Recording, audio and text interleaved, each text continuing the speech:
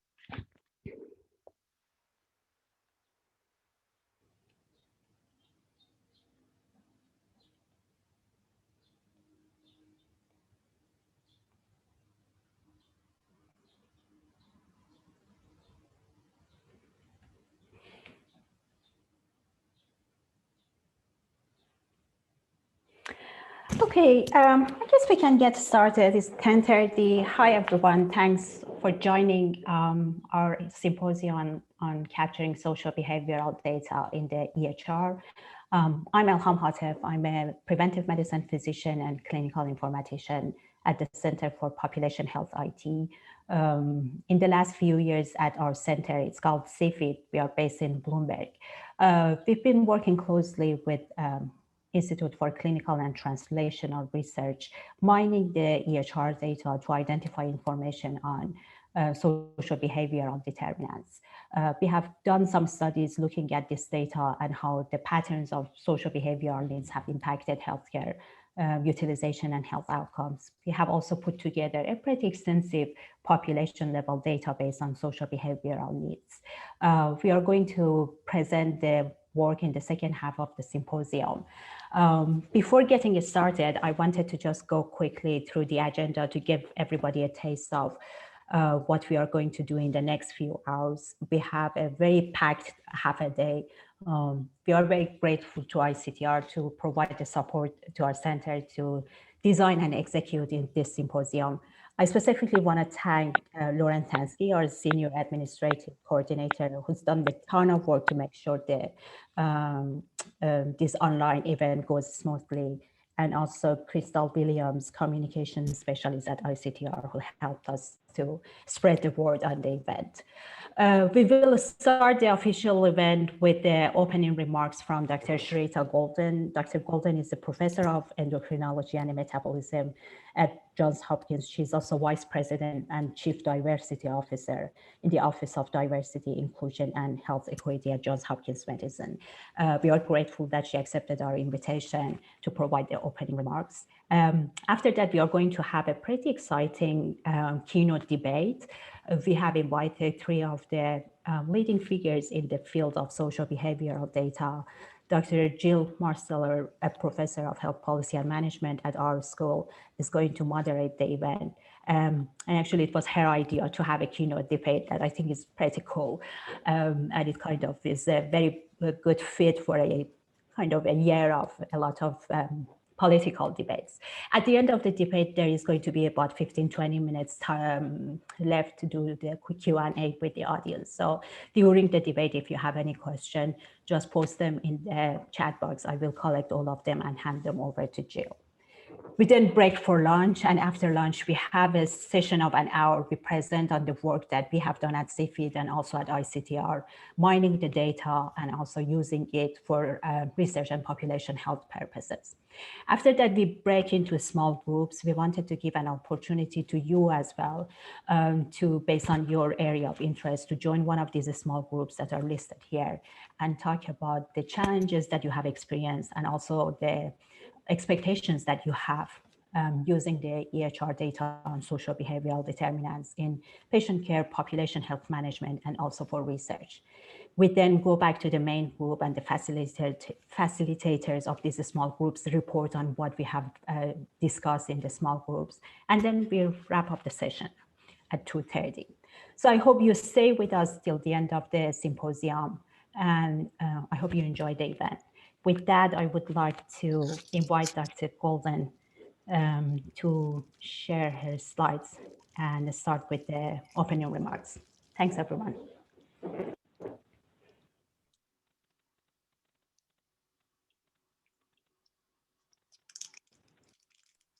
All right, so good morning. It's a pleasure to be here, and and I'm honored to be leading off the retreat. I think this is such an important topic, and I thought that it would really be important maybe to start off by just talking about what the importance of addressing social determinants of health is in terms of achieving health equity and why that's important, sort of providing some historical context for the social determinants of health, and then how we move forward in addressing them, and think that this retreat that's really focused on so how do we address social determinants of health and social needs, really non-medical social needs in our clinical care delivery, and how do you incorporate that into the electronic health record, and what are the considerations?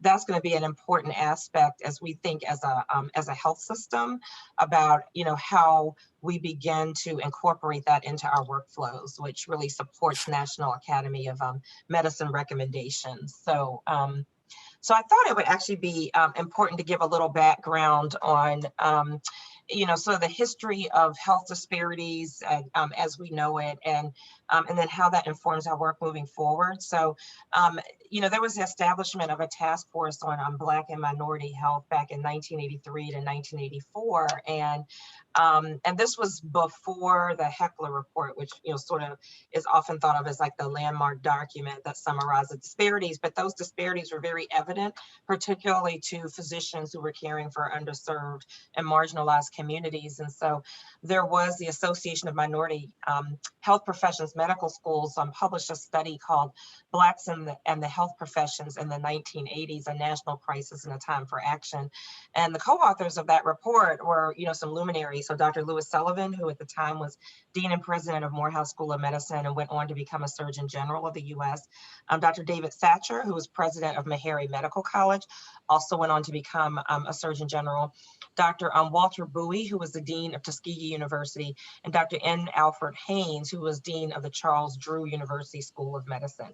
And in this report, they noted the shortage of minorities in the health professions and health disparities among Blacks. And so some of them were actually included in the task force that developed the Heckler report that was shepherded by the U.S. Secretary of the Department of Health and Human Services. And what that report ended up summarizing in 1985 is that health disparities accounted for an excess of 60,000 excess deaths each year.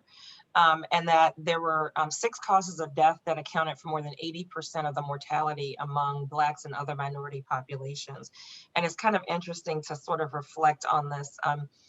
Almost 40 years later, many of these are still the leading causes of death in minoritized communities. And so I'm an endocrinologist and diabetologist. So even back then, diabetes was noted to be 33% higher in the Black population compared to the white population.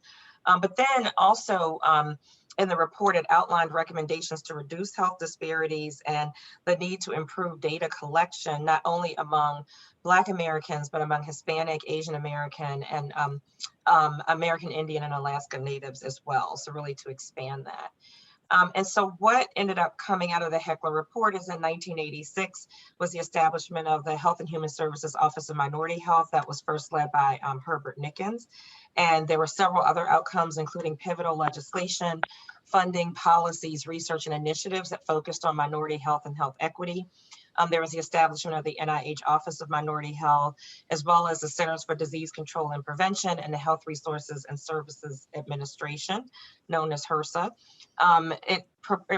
There was more inclusive data collection techniques and the establishment of institutions, centers, commissions, and state and local minority health offices across the US. And then in 2003, there was the famous publication of the Institute of Medicine's Unequal Treatment that looked at health system provider and patient factors and found that ethnic minorities had less access to preventive care, treatment, and surgery, which resulted in delayed diagnosis and advanced disease at presentation. So this report went one step further, not just in describing the disparities, but what are the contributing factors, and that there was a persistence of race and ethnic disparities in health and healthcare. Just, things hadn't changed much since the Heckler report. And so if I sort of reflect on those things, that this is my favorite quote of Dr. Martin Luther King Jr. is that of all the forms of inequality, injustice in healthcare is the most shocking and inhumane. And so one of the things to think about is how did we get here? Because that helps us think about how we move forward. And so I think, there's a historical, medical, and scientific context of health disparities, which I'm going to mention very briefly, but not going to spend much time on that this morning because I really want to focus on the social contributors, because I think that's relevant to the work that you'll discuss today. And so we know that there was historical discrimination and racism that started during slavery and really persisted into the post-Civil War era.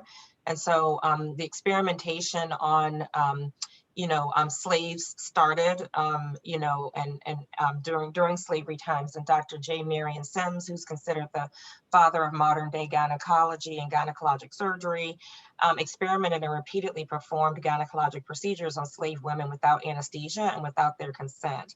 And he's someone that subsequently went on to become president of the American Medical Association. In addition to that, at the turn of the last century, there was a perpetuation of eugenics theory that defined certain race and ethnic groups as being biologically inferior to others, even though we know today that there's no scientific evidence to support that at all. That's resulted in this residual bias that certain groups and populations are less able to participate in or be adherent to medical treatments and recommendations. Again, biases that really don't have any factual foundation. And then there was also the closure of medical schools that were training Black physicians in 1910 following publication of the Flexner Report. So all of those things then have resulted in a decreased we say decreased trust in the medical establishment, but I would say that puts the onus on the marginalized communities. Their trust has actually been violated by the medical system. And there's language and communication barriers. And I've mentioned this residual healthcare provider bias toward minority patients. And so that results in poor access to care, poor quality of care, less participatory decision-making in the patient-provider relationship, less health literacy. And this has been work that Dr. Lisa Cooper and others on her team have shown over the years. There's also a historical social context of health disparities, and that's what I want to spend most of the rest of the time talking about, because that's foundational to why we're here and having this conference today. So in addition to the things that I just mentioned, and it's interesting to me to think about non-medical or sort of non-clinical social needs and social determinants of health was not even a terminology I was taught when I was in medical school.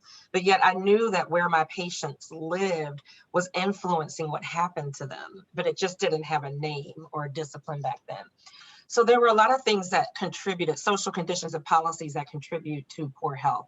And so, as African Americans after slavery and Reconstruction were migrating from the South up to cities further in the North, there were practices that were put in place like redlining, which Baltimore was unfortunately a leader in this, where as Black families would move into neighborhoods that were white, that white individuals would leave and go to different neighborhoods. They sort of called it white flight. And then in order to then convert that neighborhood over to an all Black neighborhood, it was called blockbusting. The loan sharks would engage in predatory lending practices to these families that wanted to own a home. Subprime mortgages that had a high likelihood of default. So then once there were a lot of loans that defaulted in an area, then there was subsequent lack of investment to maintain the public works and school systems in those areas, a lack of economic investment in those areas. And so, so consequently, there weren't well-paying jobs, and there was even discrimination in access to high quality jobs. So clearly, if you don't have good health insurance, that's going to influence your access to the healthcare system. But then there was also discrimination in federal housing loans to millions of Blacks, Asians, Hispanic, Jewish, and immigrant families that didn't end until 1968, when the last of the Civil Rights Acts, the Fair Housing Act, was signed into law. And so if you look at a red line map from Baltimore City, the areas that are in red were, you can look here, considered hazardous. Those that were in this yellow were considered declining. Those in blue were still desirable. Those are probably neighborhoods that had mixed composition. And then the best were those in green. And if we actually look at this map today, we know where those areas are today. And I would say that some of the same thinking that institution still exists that was put into place by law. So this was a Baltimore City 1910 housing ordinance. And it says to comply by law the separation of white and Black races in their places of residence, to prohibit the Negro from intruding himself and his family as permanent residents in a district already dedicated to the white race, and equally to prevent the white man from forcing himself upon a district given over to the Negro. So this was written in the law, even though the US Supreme Court decided this was unconstitutional. It was still written into neighborhood ordinances in very subtle ways. And so that happened over 100 years ago has resulted in what we see in Baltimore today, known as the Black butterfly and the white L. And so, you know, if you think about those areas that were redlined on that map and that were yellow, those are the areas that are predominantly Black in the city today. And then those areas that are white are really those areas up and down the 83 corridor that were considered desirable, if you know, on that map that I just showed you. And so if you actually look at the butterfly, that basically those areas that were previously considered undesirable under those old ordinances are predominantly African American. They're also lower income areas, and it's also where unemployment is high. So this is the residual. This is how our social determinants of health were created.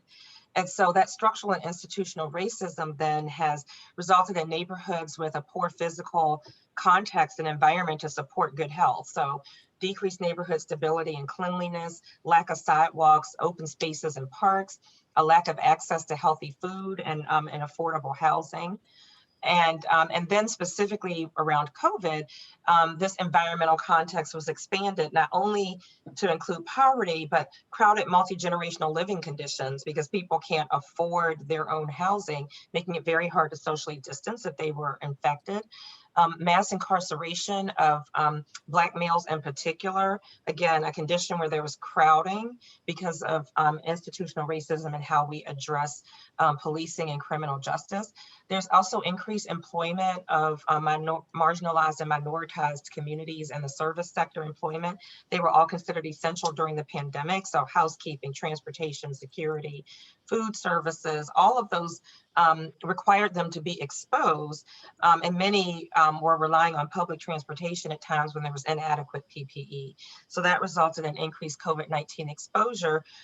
So you can now see then how this social context, in addition to what happens in the healthcare system, you know, results in a higher likelihood of hypertension, obesity, high glucose, lung disease, stress that increases the risk for diabetes and heart disease, hypertension and asthma. And these were all conditions that portended a very poor outcome if you had COVID.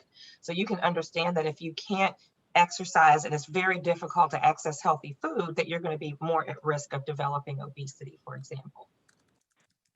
So when we think about the Heckler report and what it described and sort of the post-mortem on the Heckler report, it missed the mark in many ways. So it recommended focusing on lifestyle choices and behaviors. So everyone needs to exercise, eat better, all of those things, but you're assuming that people are in an environment where they are able to do that.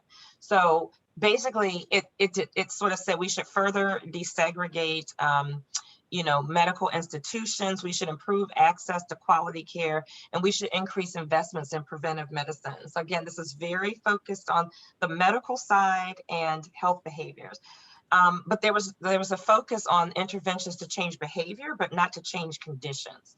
So not to change social conditions. So it fell short on that. And then it failed to discuss the plight of poor whites and the role of socioeconomic disadvantage, for example, like in diabetes risk. So part of this is poverty and social conditions that are impacting all marginalized communities. So, it fell short in that sense. And I think that that's where I think medicine has moved and needs to continue to move forward in thinking about that. So if we think about the social determinants of health domains, we think more about like neighborhood and built environment. So this is very important, like around housing and toxic environmental exposures, food insecurity and access all can lead to chronic health conditions. Income, economic stability, so income and occupation directly is related to your access to healthcare because of how insurance in our country is so linked to occupation.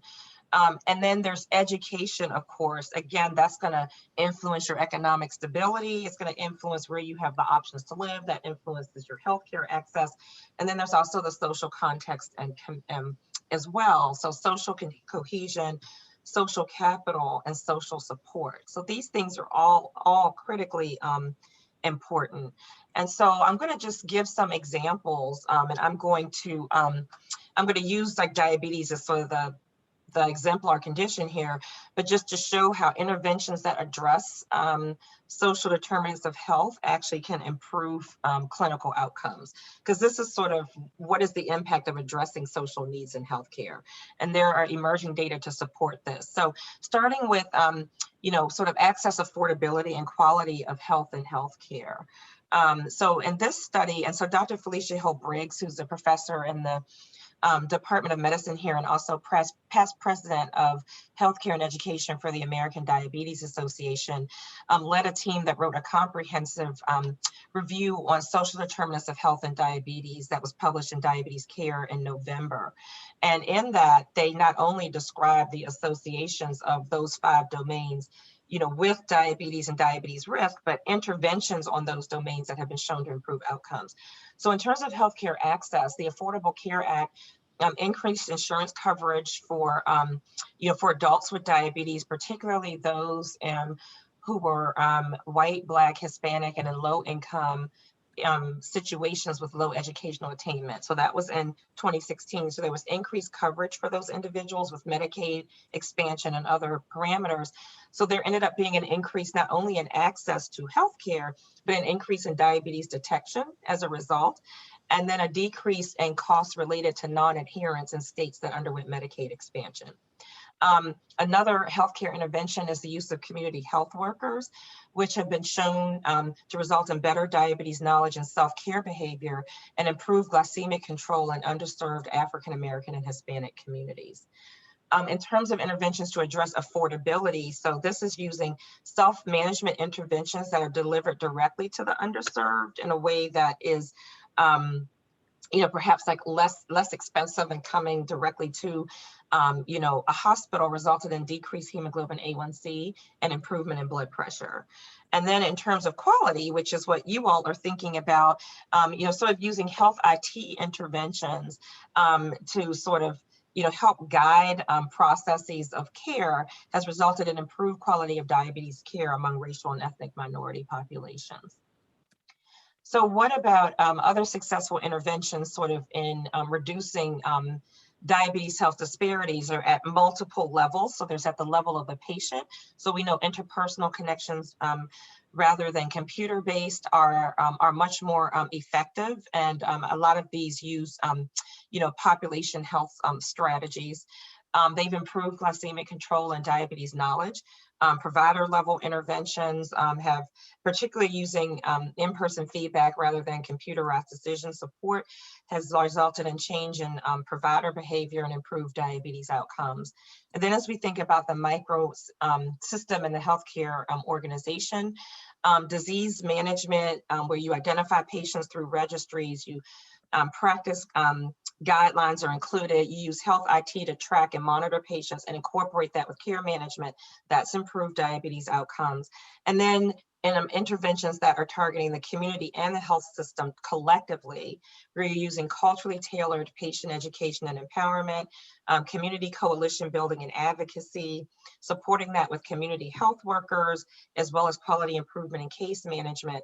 That's improved minority health care and reduced racial and ethnic disparities in care.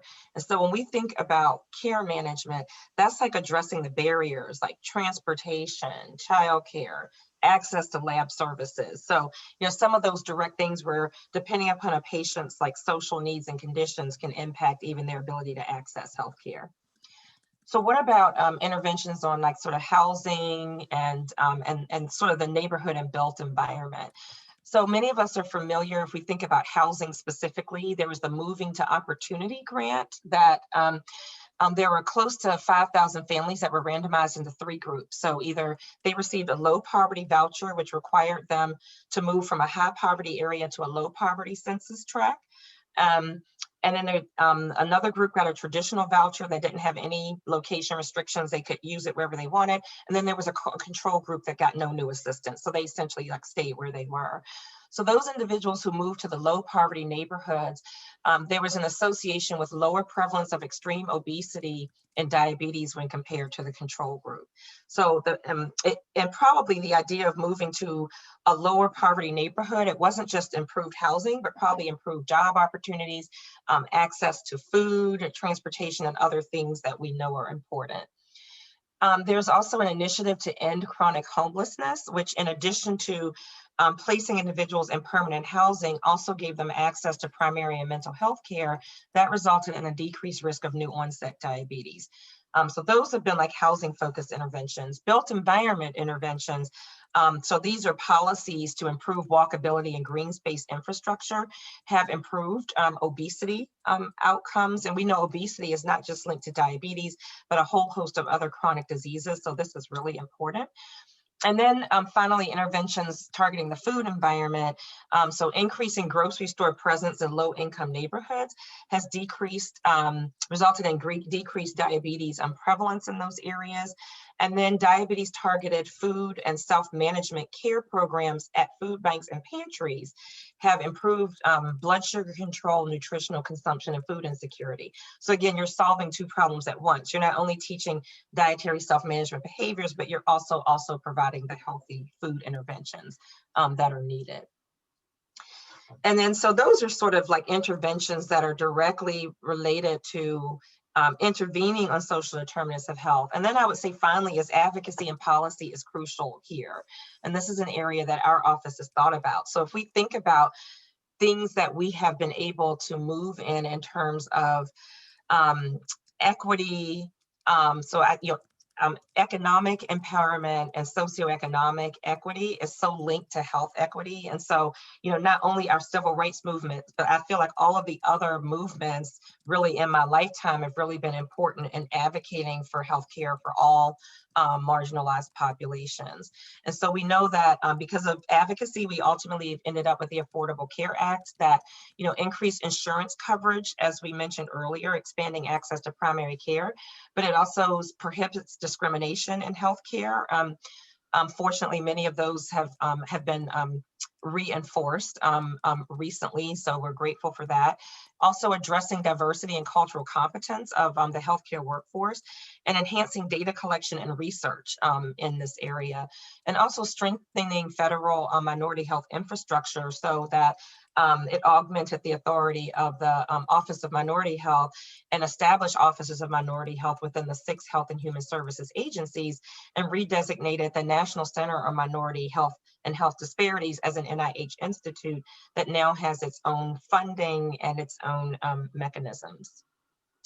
And so I think one of the things that we can do here at Johns Hopkins University and Johns Hopkins Medicine is to really partner with our local, state, and federal government and community affairs team to really advocate and really talk about what are the issues that are contributing to poor health in our patients and the communities that we serve. And so I've worked really closely with Elizabeth Hafey on the state affairs team during COVID, just talking about the health disparities and how these things are contributing to poor outcomes in patients. And so there's currently about 4 or 5 bills being considered in this session of the Maryland legislature that will not only address health disparities, but specifically addressing the built environment, addressing economic empowerment and job security, housing stability, unconscious bias training for healthcare providers. So these are all bills that are being considered in the House and that many of us have been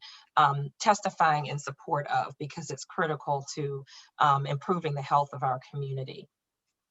So, I just want to, thank you for inviting me to open this. And I just want to say that to let everyone know that the Office of Diversity, Inclusion, and Health Equity is partnering with the Office of Population Health.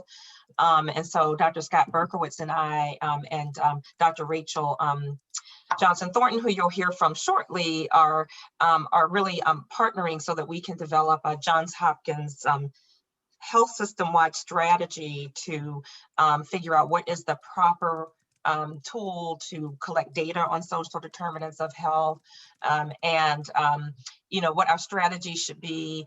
Then once we know that information, like what are the sort of connection to community resources? Are there community partners with whom we need to invest in to then support those needs? And then of course, how do we incorporate this into the electronic health record, into the workflows?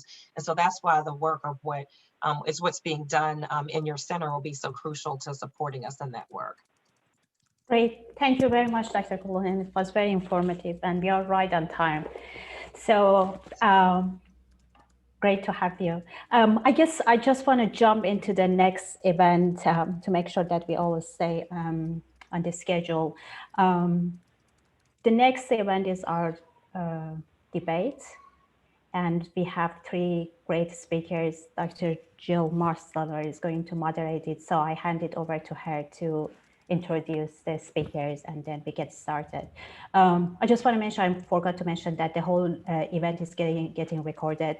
Also for the debate, if you have questions, just post them in the chat box and I keep track of them. Thank you.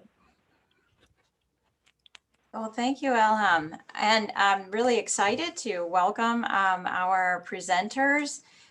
What we're going to do is I'm going to share some slides that I have, but we are going to also turn off the slides sometimes so that people can see the presenters and the presenters can see everybody.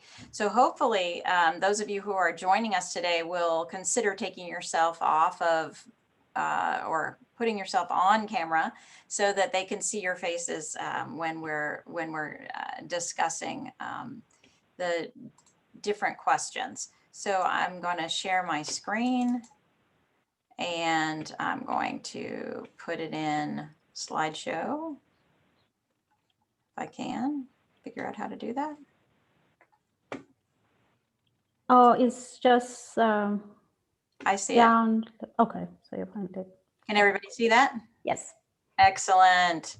So our debate today is about the challenges and opportunities of using EHR data on socio-behavioral needs in patient care research and population health management. And we have some extremely well qualified individuals to talk to us about it today. Let's welcome our panelists. I'm going to start with Laura Gottlieb. She is a physician and also has an MPH. She's a professor of family and community medicine at UCSF, and her research explores healthcare sector programs and policies that are related to identifying and addressing social risk factors in the context of care delivery.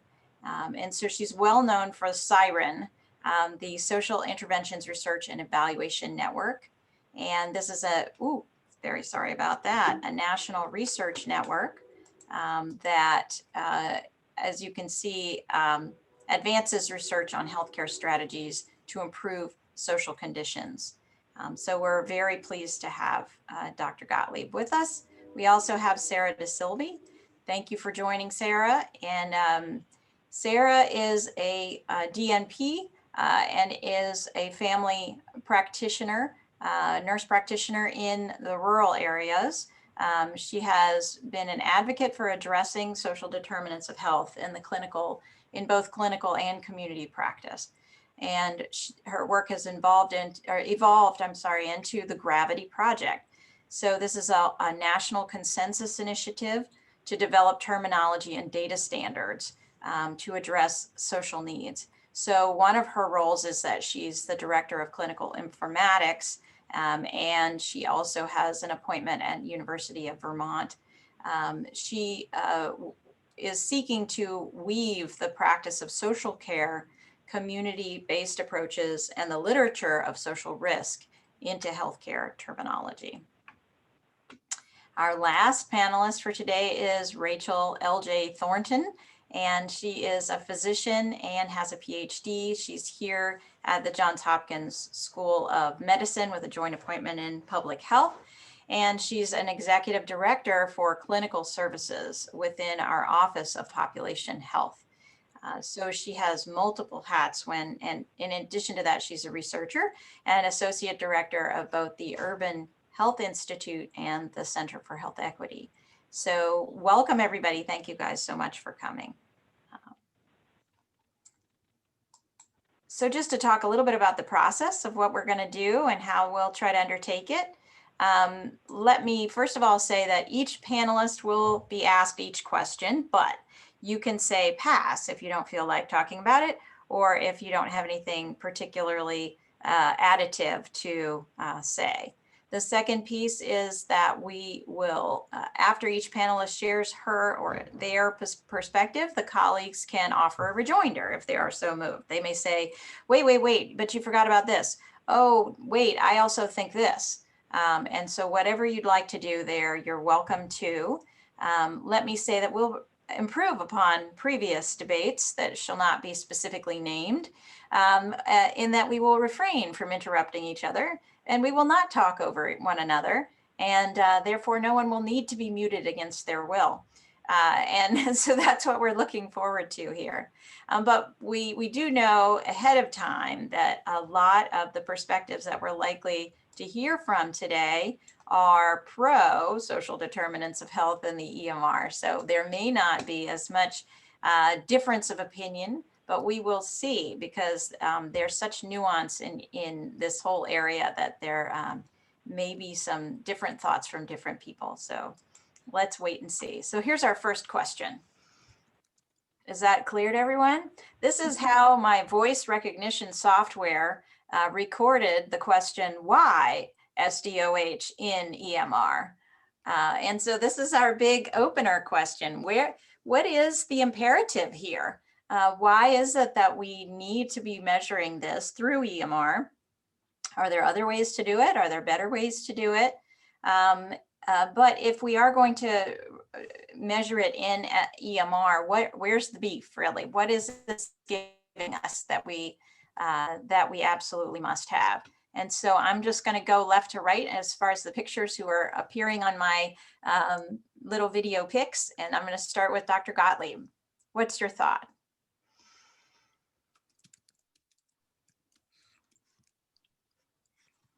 Unfortunately, we can't hear you. Of course not. Is that better? Can you hear me now? It's a good start, right? I couldn't, maybe it's good that you didn't, but I'm going to go back to what I was saying, which is I really appreciate the where's the beef reference from the Wendy's commercial from the 1980s, Jill. And I want to do a shout out for that. So thank you. Where's the beef? And now why they haven't like brought that back for the vegan burger, I don't know. But anyway, I'm really glad to be joining you all this morning. It is a delight to see some familiar faces and lots of faces that I have never met before, and to just know that Johns Hopkins is hosting this panel. So many thanks to Dr. Hattef and Marcella and all the other organizers for this event. So I'm really glad to join you. And certainly to my co-panelists, Dr. Desilva and Dr. Thornton.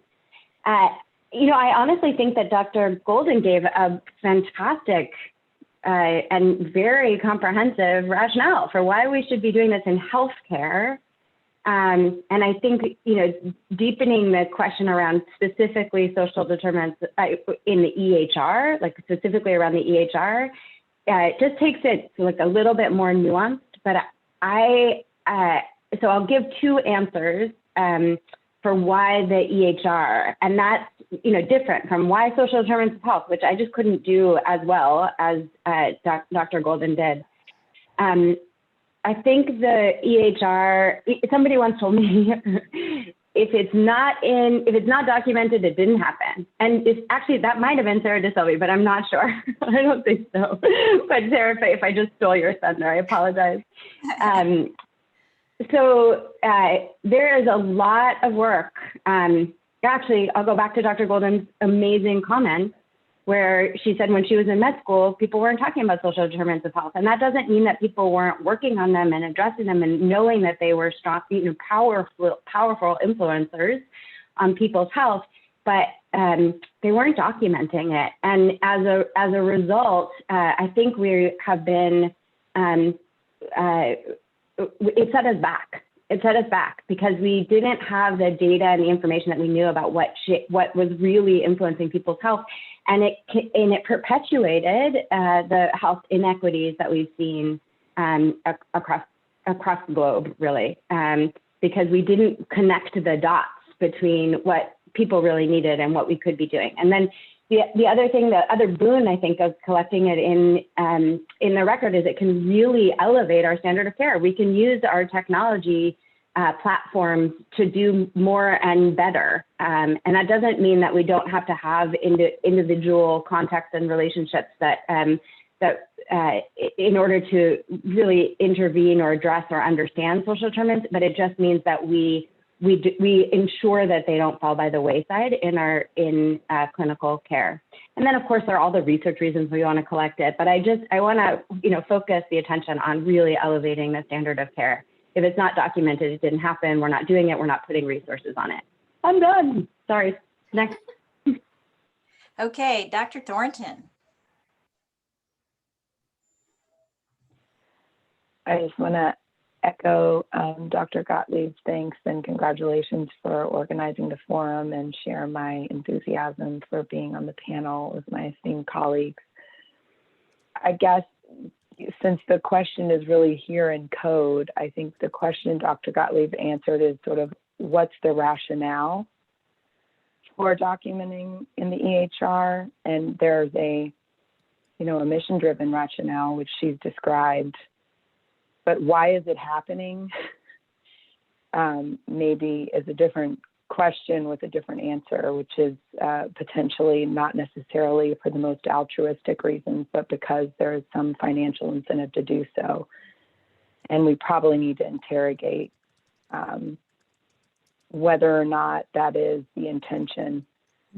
You know, and I would take it back a whole lot further in when we first understood the sources of disparities in health, to one of my heroes, which is W.B. Du Bois and his study of the Philadelphia Negro. And I think we are at a point where we continue to rediscover things that are not mysterious or unknown and have been known and actionable for more than a century. But perhaps the problem is that the imperative that drives behavior change isn't the imperative that achieves the right outcomes for patients.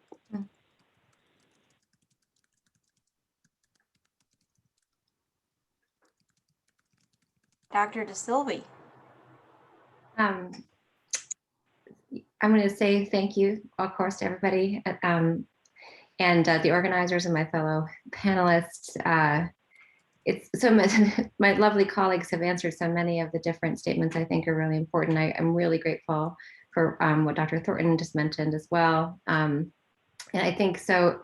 I'm principally a clinician, right? So I take care of patients almost full time in rural family medicine. So I think they're, again, so kind of building off Dr. Gottlieb's first why, it's just because we need to be able to tell the stories that our patients have, like the stories of their lives. And as we know from the literature and from everything that the keynote speaker mentioned, we know the effect of social determinants on the outcomes and experiences and psyches of our patients. So why? Because this is the story that we have to tell. But I do want to kind of like build off of what was just mentioned as well. Like, I think it's important to understand the why behind the documentation also. And one of the things that we talk about in the Gravity Project is basically balancing risks of visibility and invisibility, right? So by documenting things in the record, we address the risk of concerns being invisible, right? There's inequities and things being hidden, right? And we acknowledge that that documentation allows for that, but we always need to anticipate the risks of making things visible, right? Risk of bias, risk of harm, risks of the data being possibly in the hands of folks who don't have true good intent. So it's kind of weaving the two different answers that came before me, but the first answer is just to tell the story, but I do actually want to wholly acknowledge the need to think critically about the drivers behind the documentation, as was just mentioned.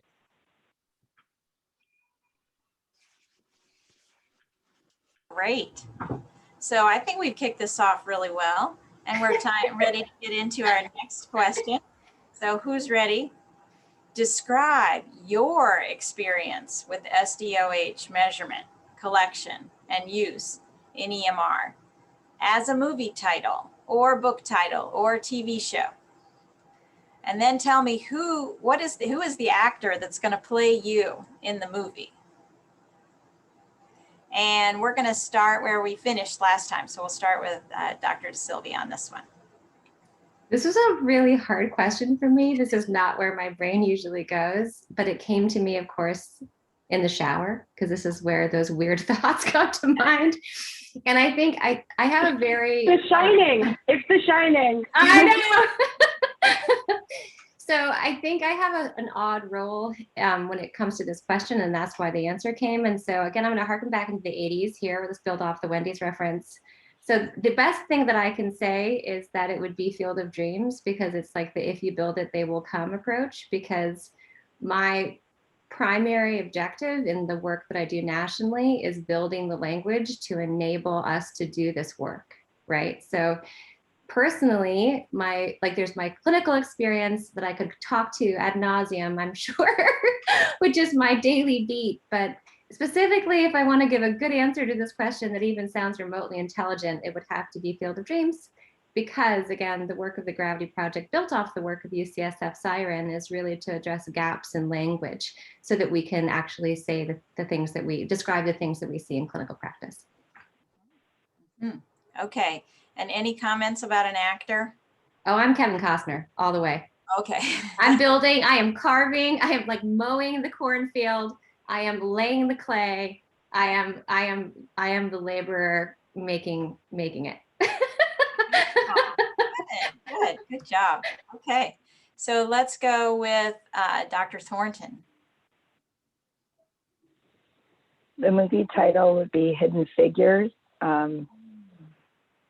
And because Katherine Johnson's the protagonist in the movie, it'd have to be Taraji P. Henson, just for the parallel. And the plot would probably be,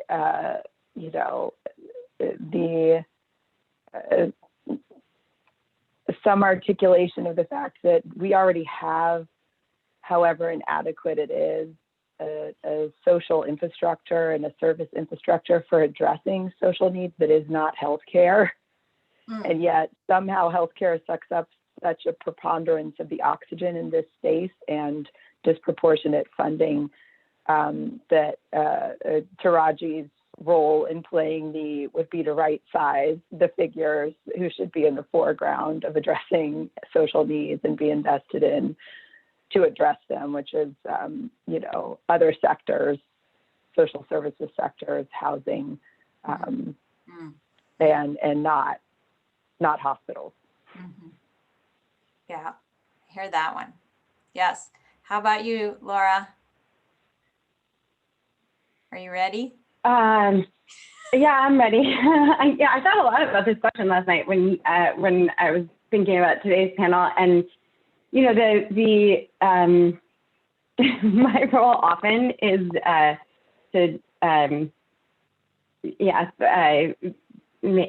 it's just hard because these two comments are so important, and I don't want to undermine them, but I will just confess that the two movies that came to mind for me, one was Speed, that horrible Sandra Bullock movie, which I actually maybe watched 5 minutes of, but where you didn't miss anything, but like things are going so fast, and you're like, why are they going so fast? Why is this happening? And then it's like a little bit of a disaster. And then the other thing that came to mind, and I'm not Sandra Bullock, and I'm not Keanu Reeves, thank goodness. But then the other one that came to mind was Scooby-Doo, because I think you said in your email anyway that didn't have to be a movie, although maybe they made Scooby-Doo into a movie, and like that there's this mystery. So mine are much more about implementation, but the sort of, and I think that the other comments are kind of more interesting and more relevant, but I'll just say like, it's a little bit of a mystery of like how you do this. And I feel a little bit like it's a weird cartoon.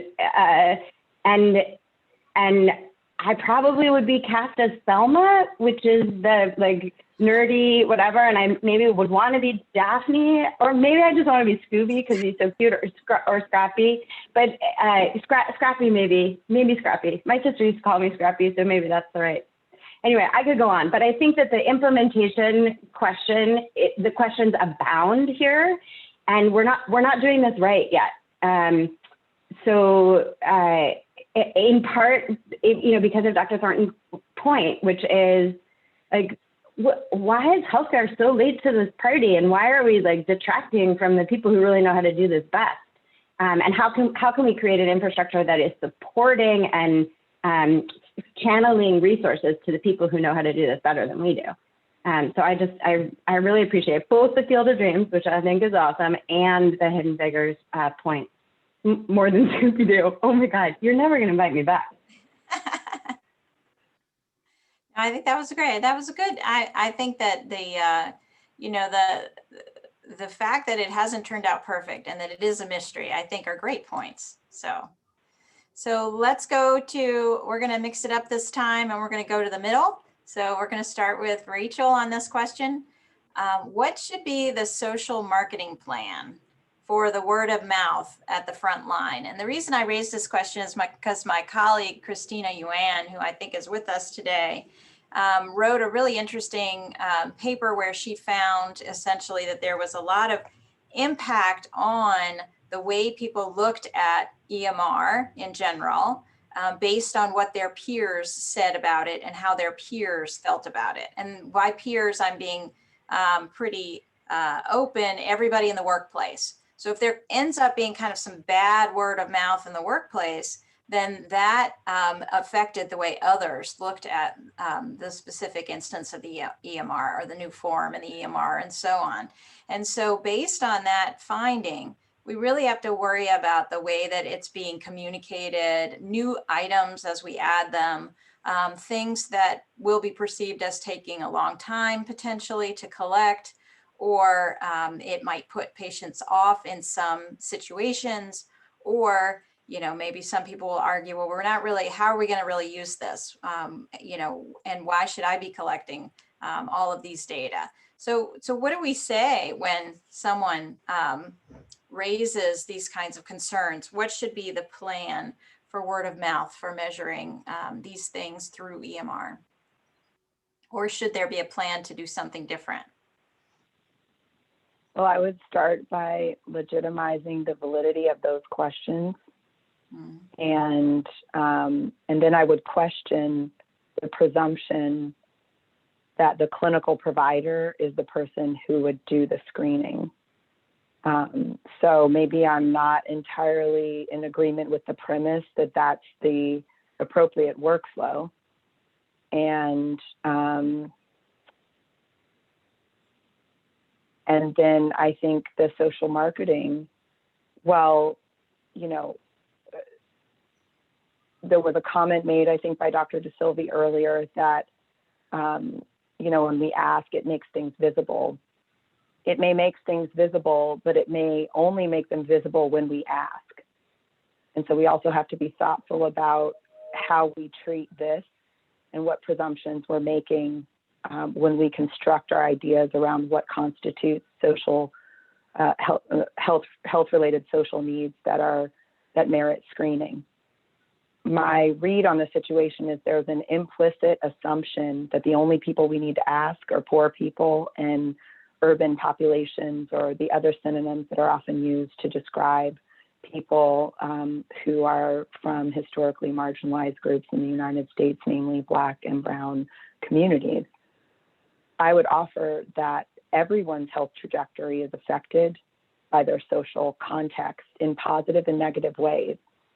And we don't have a full picture of the impact one way or another when we preferentially focus our screening on one tail of the distribution.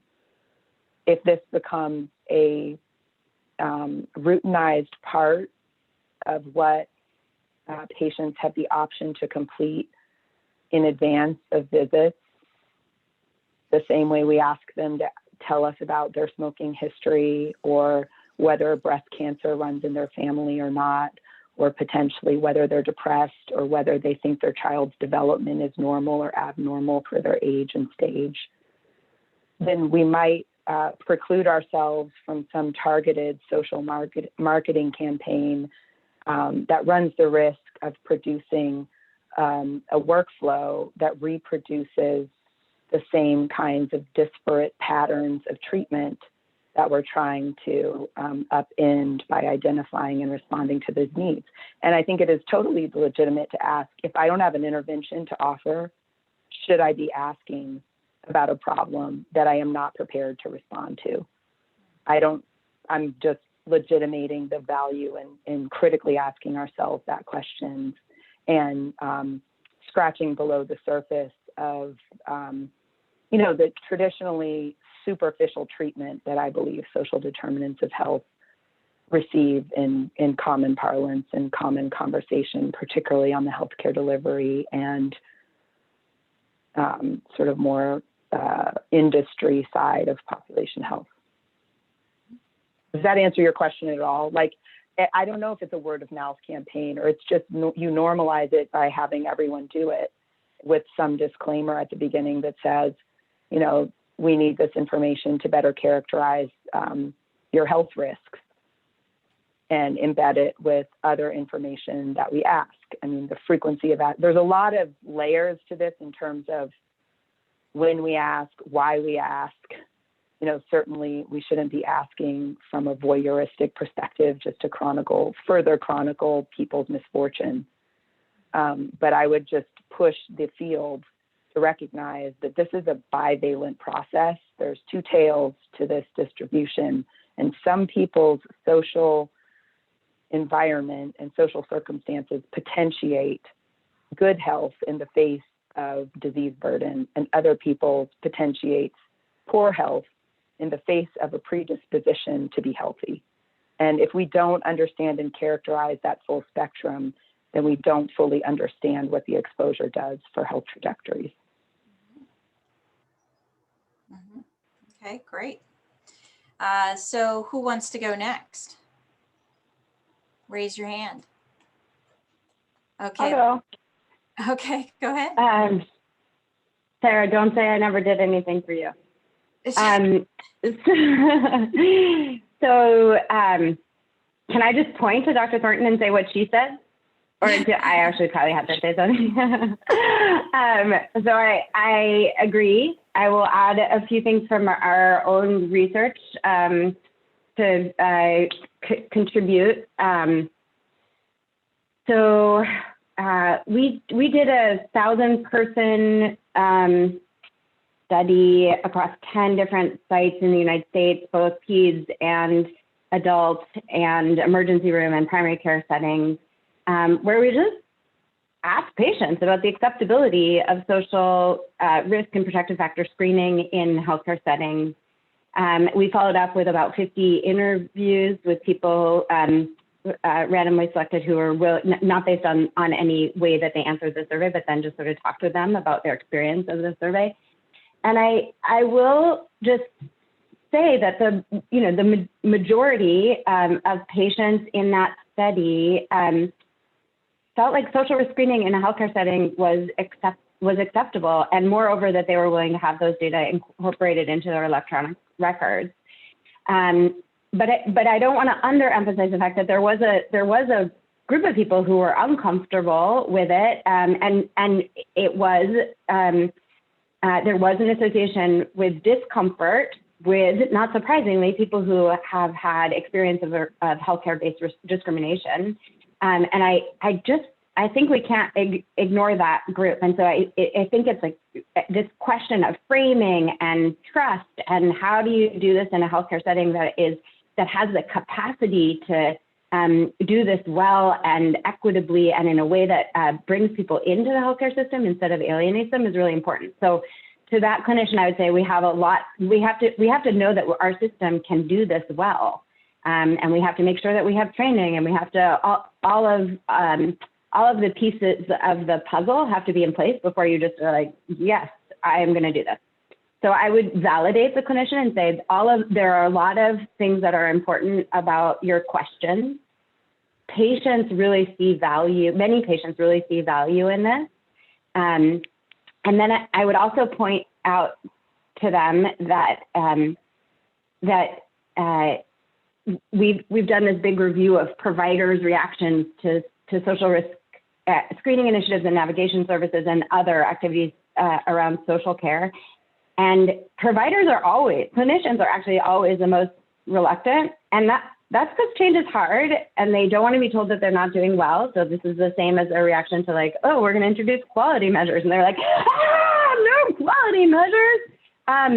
So change is hard, but the ball is rolling, the barn doors have opened, the ship has sailed, like pick whichever metaphor you want. Like, we have to figure out how to do that. I want to elevate Dr. Thornton's response, which is, it may not be the clinician who should be doing this. Like, they may be really crappy at it, and we should like let them focus on what they're good at, hopefully good at. But they are part of the healthcare team, and teams need to start thinking about, well, is this the right thing for doing in our setting? And so I would say, yes, change is hard. That doesn't mean we shouldn't do it. And then the third thing that I would say is, I had it in my head. Is that the framing question is really important. And nobody has done research on it. So all you researchers who are on this call today, this thing about like, how do you introduce the idea of social risk screening in a way that is,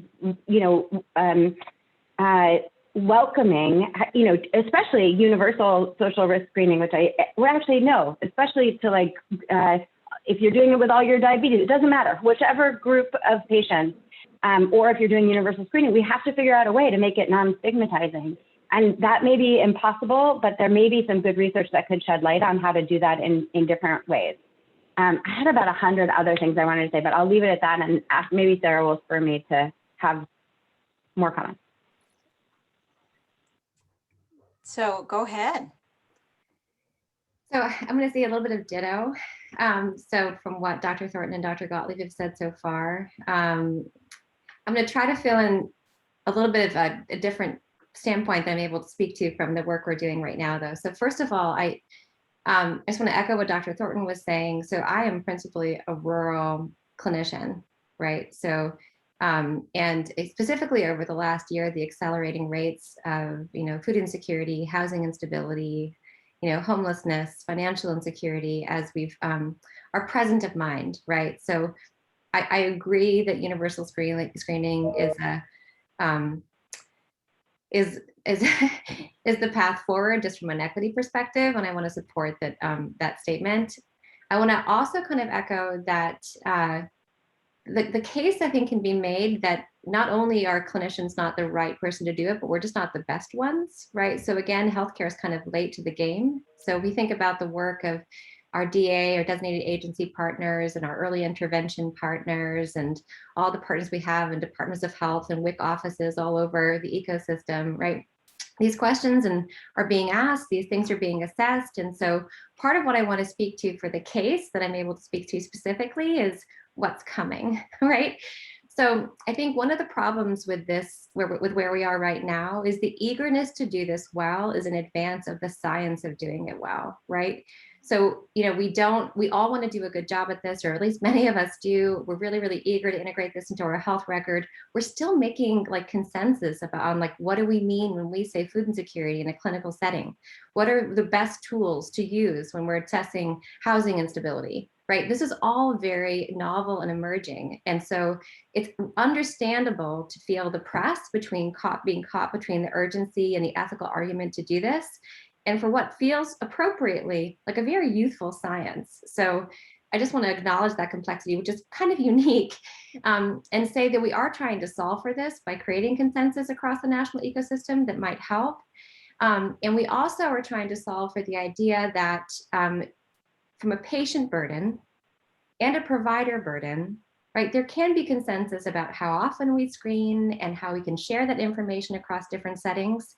So that so from a patient-centered, like patient consent standpoint, we're sharing the critical information we need from a population health and accountable communities for health perspective, without having people screened a million different times as they hit different settings. So I hope that was a concise answer. So yes, absolutely need to consider universal screening, because again, I speak from rural perspectives. And again, specifically acknowledging the youth of the science of measurement and social risks and what is standardized across the national ecosystem, and feeling that complexity. And then saying very clearly, we're trying to solve for this now by creating some consensus, not only about the questions we ask, but also about how we share that information in order to lessen burden across the ecosystem. Okay, that's terrific. Yeah, so Dr. Gottlieb, go ahead. Ooh, we've got a debate going here now. She's going to offer a rejoinder. Go. No, it's not really a rejoinder. It's just I wanted to speak to two things. One is in that provider review that we did, the initial reluctance and the sort of a recitation of things that why we couldn't do it, including this takes too long, it puts patients off, we're not going to use it. When you look at people who are actually exposed to social care programs, all of those concerns faded away. So like that's just an important point to remember. Like initial reluctance tends to disappear as people have experiences with these programs, which are so can be very influential on relationship building in healthcare systems. And then the other thing I really think is important to elevate here is Dr. Thornton brought up a really difficult, little bit of a controversial issue in the field, which is, should we be asking about things that we can't do anything about? So if I am in a very housing impacted community, should I not ask about housing because I can't do anything about it?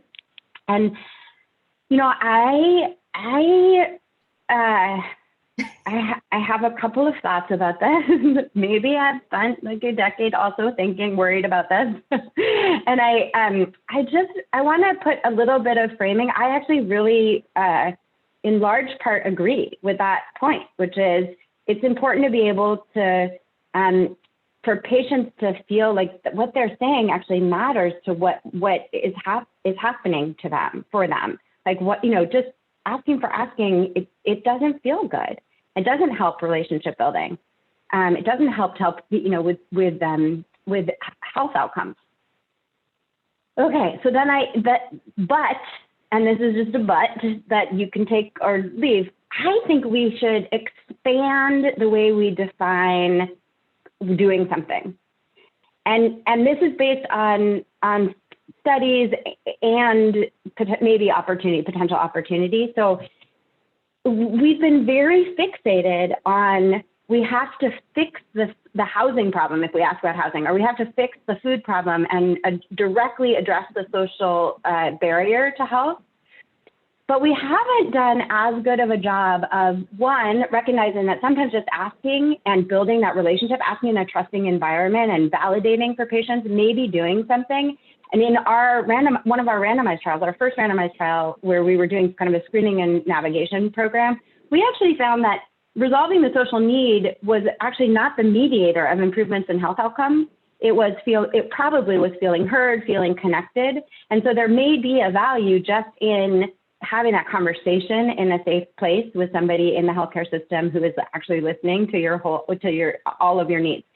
The other piece, and I think we characterized this well in the National Academy of Medicine report, is that doing something may mean not ignoring social needs and therefore kind of creating a treatment plan that is absolutely unattainable. So as an example, we put it under this bucket of adjustment strategies. So these are things that we do every day in a healthcare setting, but we don't do it systematically or we don't do it well. So adjustment strategies are things like, instead of getting the patient a refrigerator, stop giving that patient who doesn't have a refrigerator meds that have to be refrigerated. Or if a patient doesn't have access to a bathroom, like regular access to a bathroom, like so many of our patients at San Francisco General here in San Francisco, you know what? Don't give them a diuretic that's going to make them need to urinate all the time because they're not going to take it. And those kinds of adjustments, I think, are things that we can do when we are aware of patient social needs, but we just haven't thought of those as another rationale for collecting that information. But I don't want this is not in an argument against Dr. Thornton. This is a yes and of how do we make that so that we're communicating that to the patients in a way that makes it feel like providing that information is important. It is relevant. We are doing something about it. Okay, I'm done. I'm off my soapbox. And I would just agree in the sense that it's also about what's the purpose of collecting the information. I mean, there's an actionable purpose potentially at the level of the individual patient, but from the standpoint of population health management and population health improvement programs, whether those are, provider health system focused or payer focused, there may also be a rationale for better characterizing the unmet needs or the gaps in access to sort of necessary preconditions in the social world to support health that would incentivize a different type of solution that's not a solution focused on the individual, but that's a solution focused on creating or expanding access to a particular subset of unmet but necessary services in the community. And that could occur in multiple forms. I recognize the form du jour of preference by payers and health systems is to be paid themselves to reinvent the wheel. But it could also be that payers and health systems in some ideal utopia would get together and actually advocate to provide universal access to affordable housing vouchers, similar to the way we envision Medicaid and Social Security as entitlement programs, means tested or otherwise. I know, I'm like, yes. I totally echo what both Dr. Gottlieb and Dr. Thornton have said. And I just, so Laura and I have actually had a fair number of conversations regarding this. I have a quick phrase, which is like the care, not cure. So we actually can't fix everything. And we see this in the chat box happening as well. So I'm fundamentally a nurse, and nurses have a care, not cure model, right? So that's something that, like, recognizing suffering and not being able to always solve for it is something we have in our fundamental orientation. So I just wanted to put that into like supporting what the yes and of Dr. Gottlieb's statement.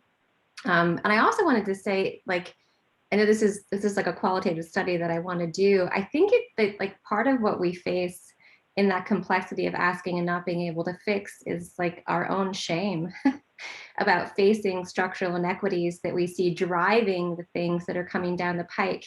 And we can't, I mean, the solutions are structural, as Dr. Thornton is saying, right? That this is not at the individual level of myself and this patient. And there's I wrote, like when I was doing my doctoral work, I wrote extensively on this, because there's what are we doing? Like culturally, shame response, that's very, very common. that we need to have to do more deep dive in, to like literally be asking questions about like the experiences that elucidate the experiences of our patients that collectively as a culture we are not solving for, right? That is such a sticky wicket, and it's exasperating, but it definitely is something to explore.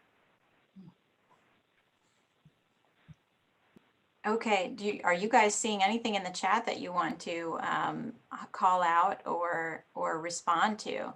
And just in full information, I can't see the chat right now because I'm sharing my screen. So anything in there that you want to comment? I can see the chat. There are like 100 amazing comments in the chat. I love this audience. This is a fantastic group of people who should be panelists. Like, can I sit down? So I want to just throw out there that a paper that I really was a labor of love and that we intended as a conversation starter, but I think it really connects to some of the questions that are or some of the comments. They're not even questions, they're just, you guys have amazing expertise in this.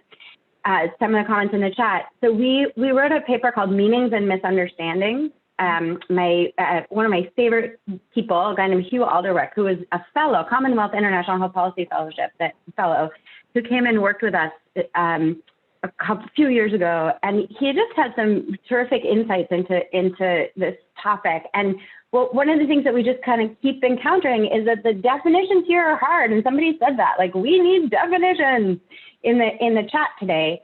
And then what we did in that paper was we talked about, okay, social determinants, Dr. Thornton sort of said this too, they're neither good nor bad. They just are. They are like the air we breathe. There are social conditions, and we've just conflated social determinants with social adversity, which is not, that doesn't work. We have to be much more careful in the language that we use. And then the other piece that I would just highlight from that paper is that we tried to distinguish, I think Heather Black has been talking about this, we tried to distinguish between social risk factors, which may be something that kind of comes up in a survey, and social needs, which we talked about as maybe really reflecting the patient's priorities, that how do they think that that is something that they want help for from their healthcare system? And there's so many different ifs there, right? Like, do I want to talk to my healthcare provider about that? Do I think of it as a need? Is it a priority for me today? So there's a distinction there that many of the screening tools that I've seen in this field have not necessarily adequately distinguished between. And I think that's why we see these big drop-offs in, like, oh, people are saying yes, but then they aren't connecting with the whatever referral you made. And that may be because the patient's like, that's not what I need right now. So I really appreciate the conversation in the chat that is about shared decision-making and patients' preferences. And it's just such a big part of this, and we haven't really elevated that sufficiently. Thank you, everybody. Okay, so let's try our next question. Tell your favorite story about social determinants of health and EMR that illustrates a major success story or a major challenge that has to be overcome. And we're going to start with Sarah for this one.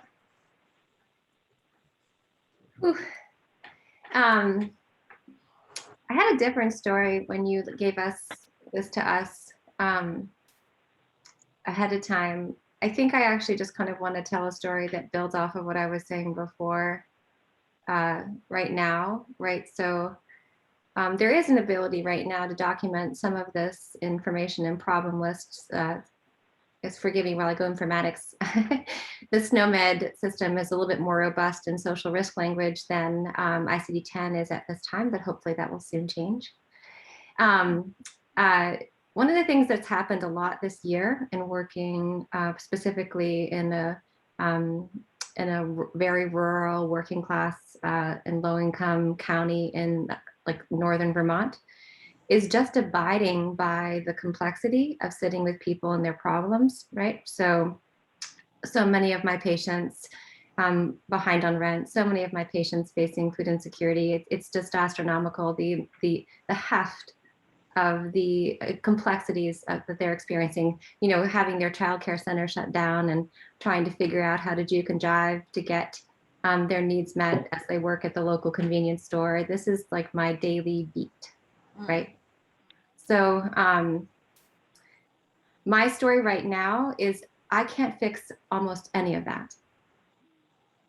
I've already done everything we can. We've maximized, school meals. We've maximized WIC and food stamps. We have them on the waiting list for housing. We're doing everything we can, right? Sorry, this actually makes me kind of emotional. But simply being able to revisit these problems because they're there in the record, right? Like, how are you doing, right? Last time we talked, you were caught between, having to pick up another job to hold your space in your childcare while paying for someone else to take care of your kids. How are you doing today, right? So I think right now, again, solving absolutely nothing except for letting that person know they're not alone, and that person times 1,800 in my rural panel, right? That is what seems pressing right now. And having the language to do that and hoping to be able to do that better, and having maximizing social work and community health teams and care everything we possibly can, but just sitting in the complexity with people over time is what seems important right now. Sorry, that's kind of a downer, but we know this is really serious. All of this is really serious. So, Dr. Thornton, thoughts on this question, or what Sarah just said, what Dr. DeSilva just said? I'll just give the first line of a fairy tale that I hope has a good ending. But once upon a time, there was a top-tier quaternary care health system in the Mid-Atlantic that did not have a systematic method for encapsulating social needs screening and social risk in the EMR. And I worked there.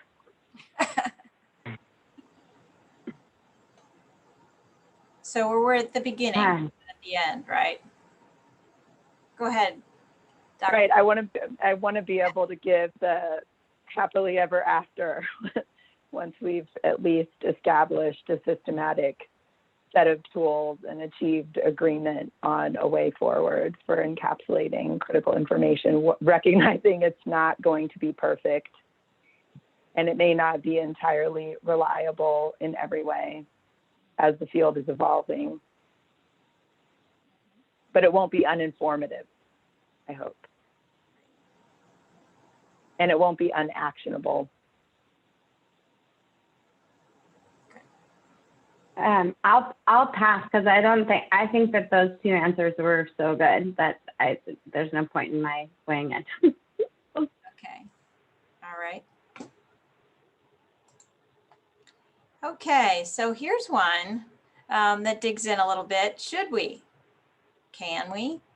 How can we use geodata in EMR to supplement or in lieu of data collection in a more person-to-person data collection mode?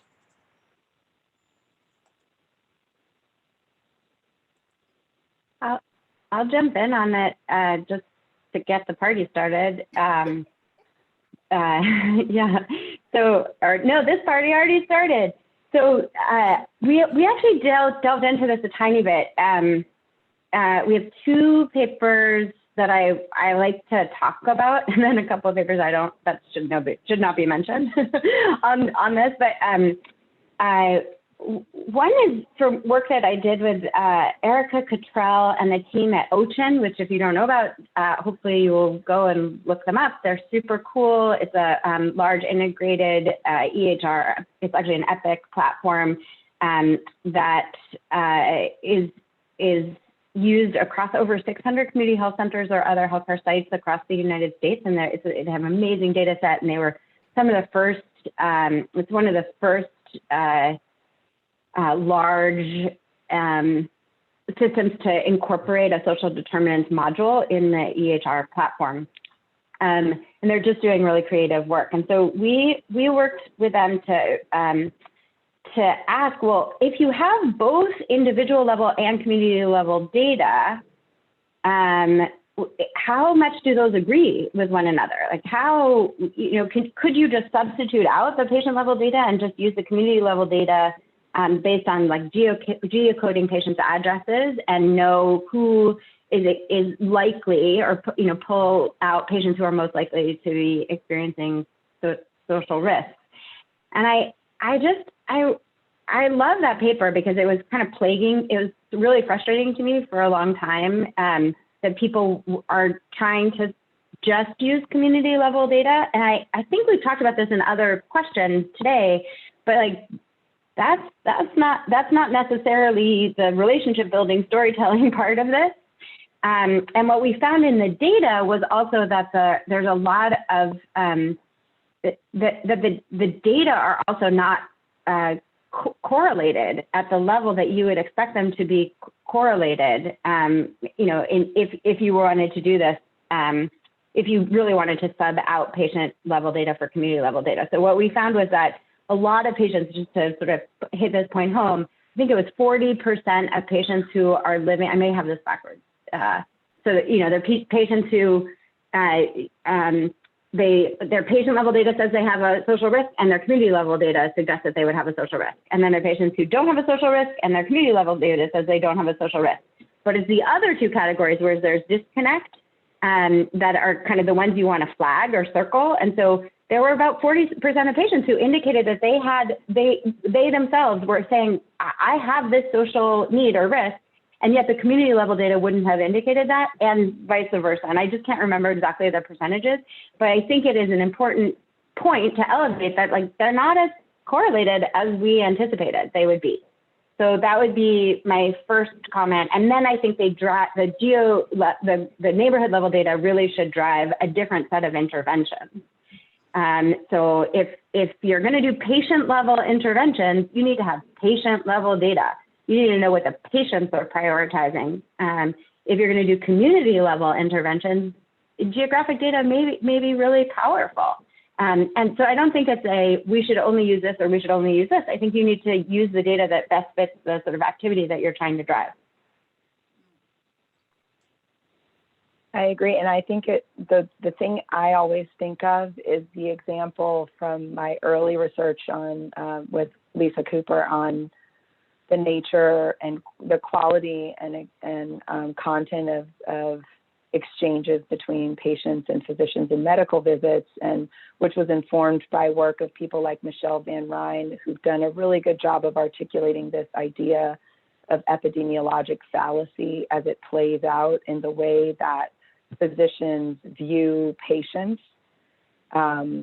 And I think I continue to say in every conversation in my own state where the patient adversity index comes up, which is a compound measure of area deprivation and the geography where they live, their race, and their Medicaid status, that, we are conflating characteristics of communities as somehow indicative or instructive as characteristics of individuals. And we should not be ascribing characteristics of geography as if they are somehow possessed by the individual.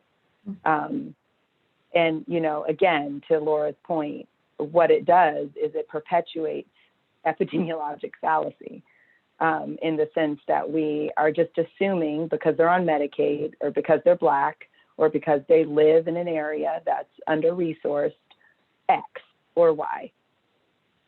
And at the individual level, when I think about the clinician's role in engaging with this information in their relationships with patients, it's really not about making assumptions based on misattribution of an aggregate characteristic to an individual as if it tells you something about them. It tells you something about their community, but it doesn't tell you something about them. Thank you, both of you. Thank you, Dr. Thornton. I think I'm just going to echo, I think different kinds of data have different kinds of uses depending on the use case, right? Again, I'm just going to echo what Dr. Gottlieb was saying. So if the intent is to look at community needs, perhaps geodata can be helpful. But just to build off something Dr. Thornton was saying earlier, right? So geodata misses protective factors. it misses risks that are not the variable of concern, right? And it yields the kind of incongruence that Dr. Gottlieb was talking about in the studies she's mentioning, right? So if you're applying geodata to the person in front of you, you're getting really like an incomplete story that is not representative of the needs of the person who you are trying to assist. So definitely helpful in some cases, sure, depending on the use case, but for all the reasons that Dr. Gottlieb and Dr. Thornton mentioned, and specifically referencing, other variables of risk, and the fact that social determinants are not just risk, again, that they're also protective, incomplete for measuring and addressing the needs of the people we care for directly. So everybody, I just wanted to raise that, and you maybe have, those rest of you who are on the Hopkins alert, the health system has called for us to have just a brief moment of silence, joining colleagues across JHM and elsewhere to reflect on the strength, resilience, and hope that has moved us all forward during the pandemic. So if we could just take a few moments to think about that, and then we'll move to our next question.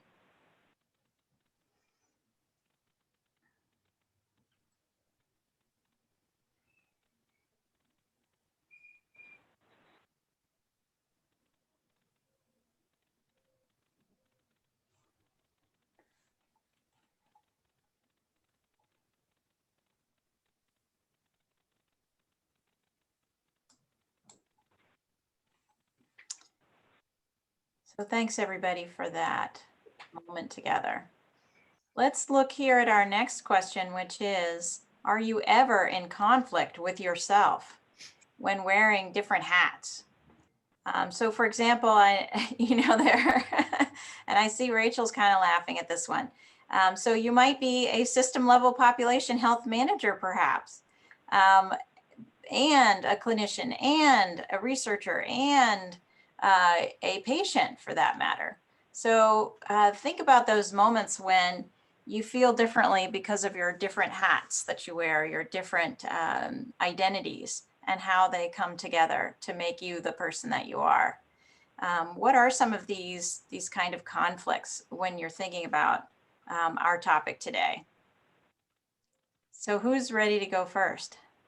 I'll give my colleagues a little more time to formulate their answers and just say the first thing that popped into my head was mom during the pandemic, pediatrician, and nutritional advice. Completely in conflict. But not apropos of the discussion at the moment. So I'll defer to them. I think I can try to step in because Laura was nice to me last time. So now, I think the difference is that what I experience as the conflict is working so deeply in national terminology, interoperability, and policy solutions at the core, right? It's very different than the burden and heft and awkwardness of my daily experience in my healthcare record as a clinician. So that, I think that is the most interesting conflict is knowing the solutions that are coming, right? That we will hopefully be able to implement and still, coping and doing on a daily basis, as a rural family practitioner in a very low, in a small clinic, with not connected to an academic medical center, like literally just trying to figure it out on a daily basis. So that is definitely an odd swath to encompass. It couldn't be more different. Independent rural family practice in northern Vermont and working in national data and terminology policy.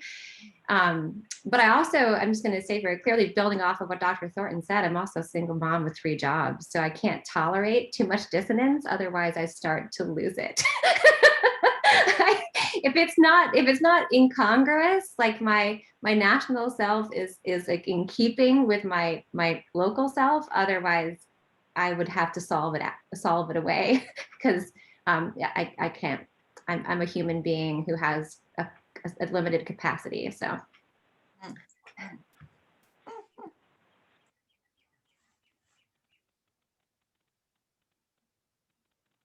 You're on mute again, Dr. Gottlieb. There you go. I just don't want you to hear my dog. My dog barking is like not that pleasant of a noise during panel time. And I these other amazing women. There's a lot of conflict with self, and so you open the cage and the bear's like, oh, you're like, oh my gosh, there's lots of conflict with self. If I really focus it only on this question about social determinants, which is not my instinct, so like others, I sort of had the same reaction where I was like, yeah, it's impossible not to have conflict with self wearing different hats in this life that we have chosen. Yeah. I mean, I think this is my researcher self wants lots of data, and my clinical self wants good relationships, and I want to reconcile those things. And so I think we spent a lot of time during the panel talking about how those may be reconciled, but it really ends up it ends up taking work and time and thoughtfulness, and we're at the beginning of a long journey. So yeah, I am always in conflict with myself. So, yeah.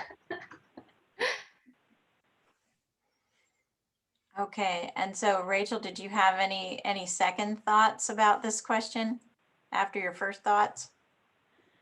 I remember a lunch meeting like more than a decade ago now, where a senior elected official in government said something that at the time I was kind of like, come on, is that really true?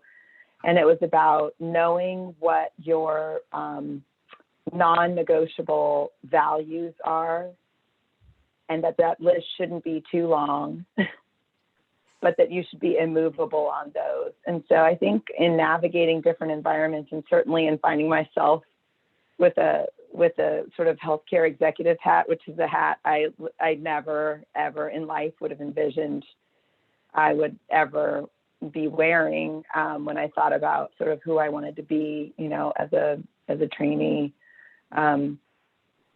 It's really about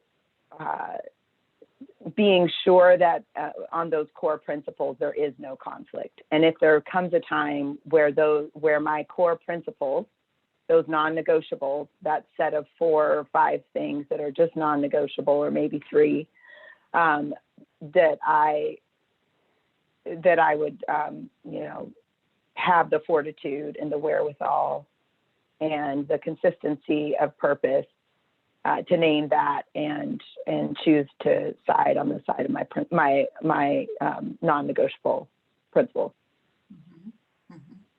to resolve the conflict. Well, I think one of the advantages of the fact that we have individuals who are so multi-identity and have all of these different backgrounds and experiences. One of our big benefits out of that is the fact that when you're working on national terminology, you can say, what's this going to feel like for the people working in that small rural clinic? You can say, if I measure this for population health, I want to make sure that it actually has, we can do something about it. We'll have an intervention to respond to this thing that we're requiring that everybody measure. We can do something about X, Y, or Z because we'll plug into certain agencies or other things. So taking all of those layers of yourself and allowing each to inform the other layers of yourself, because that's how we're going to get the best overall solution, is with all the interplay of those different perspectives. So I think this has been a wonderful debate so far. And what I'm going to do now is stop sharing my screen so that we can look at some of the chat area questions and see what questions we might have from our audience as well. So people should feel free to type in their questions in the chat. Wow, 99 comments in the chat area. That's exciting. And 117 people here today. So this is also very exciting. And so I invite people to take yourself off mute and off video hide and go ahead and verbally ask questions as well. We'll see whether Elham has specific ones that she wants to bring attention to in particular. Sure. Jill, I just sent you the list of all the comments and questions, and there are a lot of comments and some questions. I highlighted the questions if you want to go through them. I think you just received it. Let me get into my, yes, I just did receive them. Did you hear it bing? Yes, something like. Okay, so it should be opening at any moment. I'll just say, to buy you some time, Jill, this was kind of more like a early phase primary debate, or maybe mid phase primary debate, where there's some other common opponent that's not in the room. So I know, Dr. Thornton, we were laughing. Format. It was fun. I know, Dr. Thornton, we were laughing that we were looking forward to imagining what the areas we would be different in would be, because it was just such an honor to spend this time with you today. Same. And maybe not a debate. It was just a conversation, because I just feel like I learned a lot about ways to think about things in a more sophisticated ways from the two of you. So I really appreciate being on this panel with the two of you. Thank you. And Jill, for an amazing design, like, well done. Thank you. Well, let's go to Julia Kim, who has written something here in the chat area. And Julia, I'm going to invite you to take yourself off of mute and show your face. And would you mind asking the question or sharing the remark that you've made here? Unless she got off. Hi, Jill. Thanks so much. I am on my phone and I had to walk around a little bit. So I'm going to try to pull up my chat. So thank you so much for this amazing panel discussion, and to all of you. So my question, and I actually have two, but one is just with respect to the prior conversation about ecological fallacy and the incongruence between neighborhood and patient level data. How should we best use neighborhood level data, especially in considering screening for social determinants and in considering patient care? And then my second one was, I saw someone else had this question as well. I would also love to hear your thoughts about open notes and EHR, and how that intersects with the challenges that you've already identified with respect to capturing social behavioral determinants of health and data.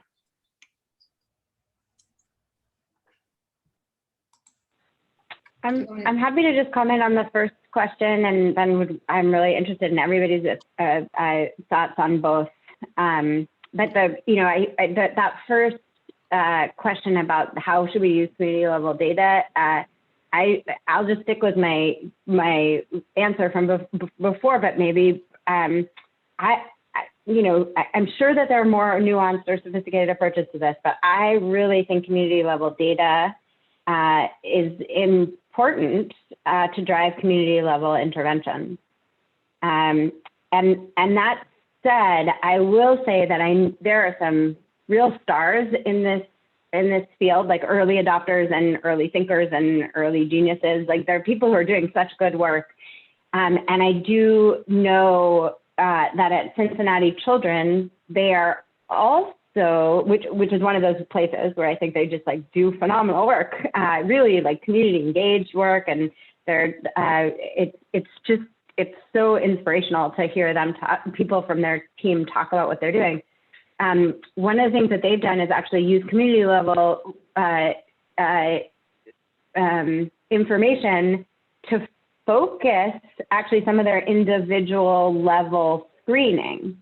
And this may be controversial, but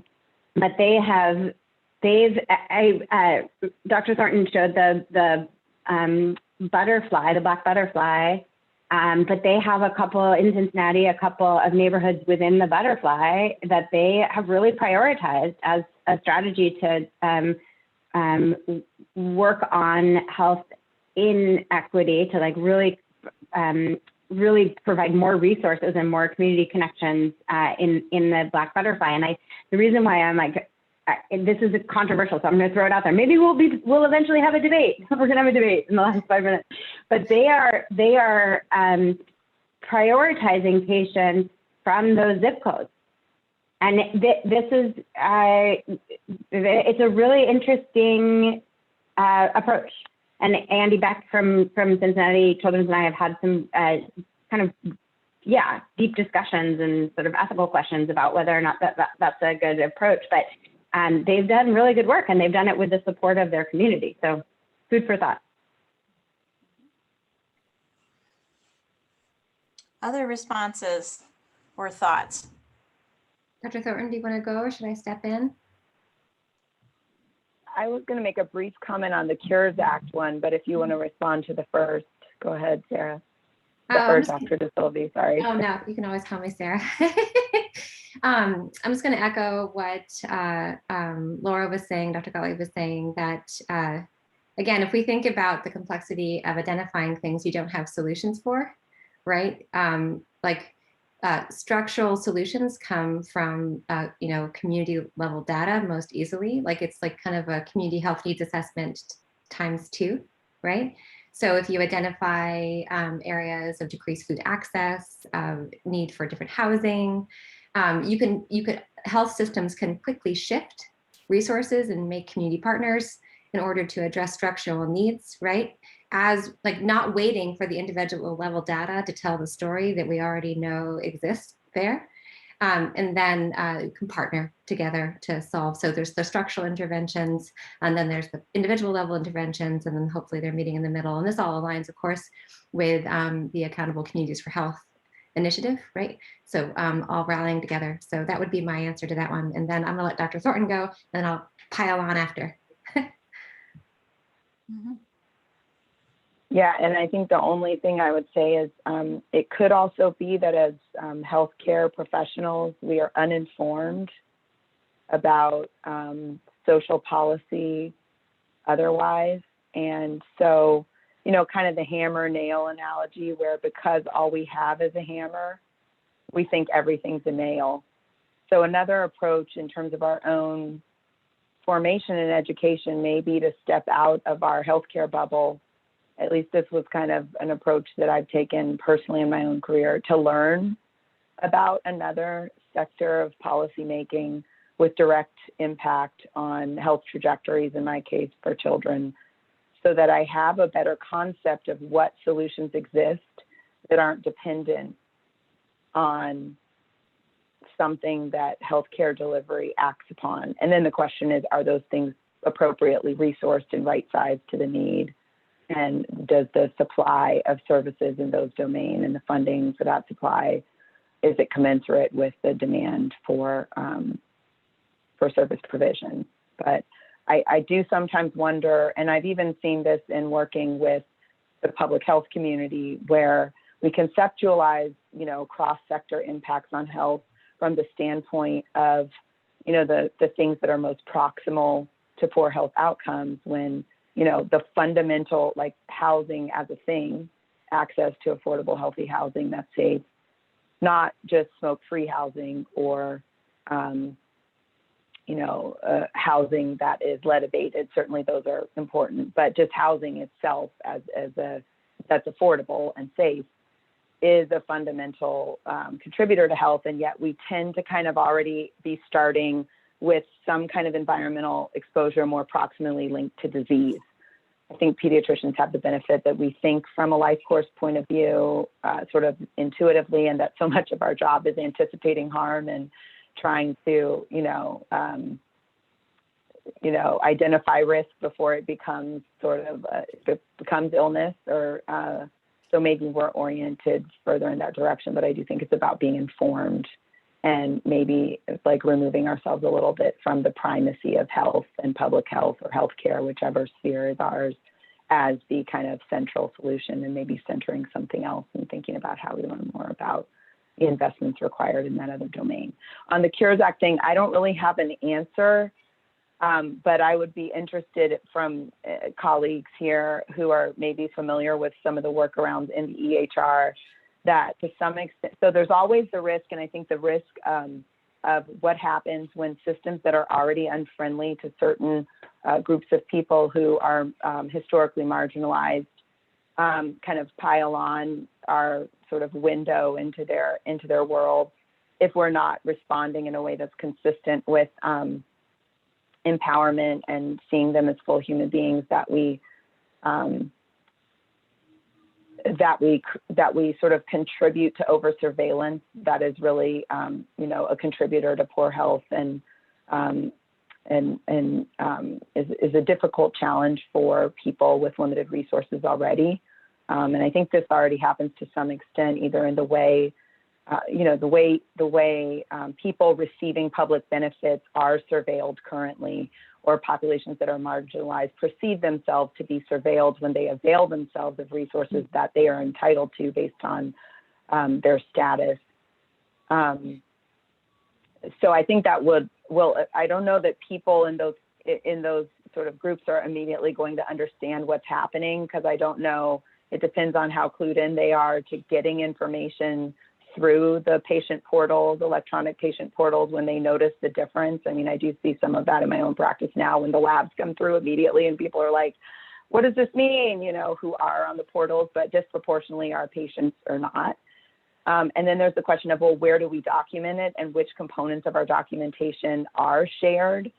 Notes versus, you know, flow sheets or patient questionnaires or other things. I mean, and who else has access to them beyond the patient? If the patient's filling out a questionnaire, they already know the answers to the questions. It's not like them seeing a version of the questionnaire and our note come back to them is necessarily surprising, but I think it does raise the questions around surveillance and who else has access and what is this being used for.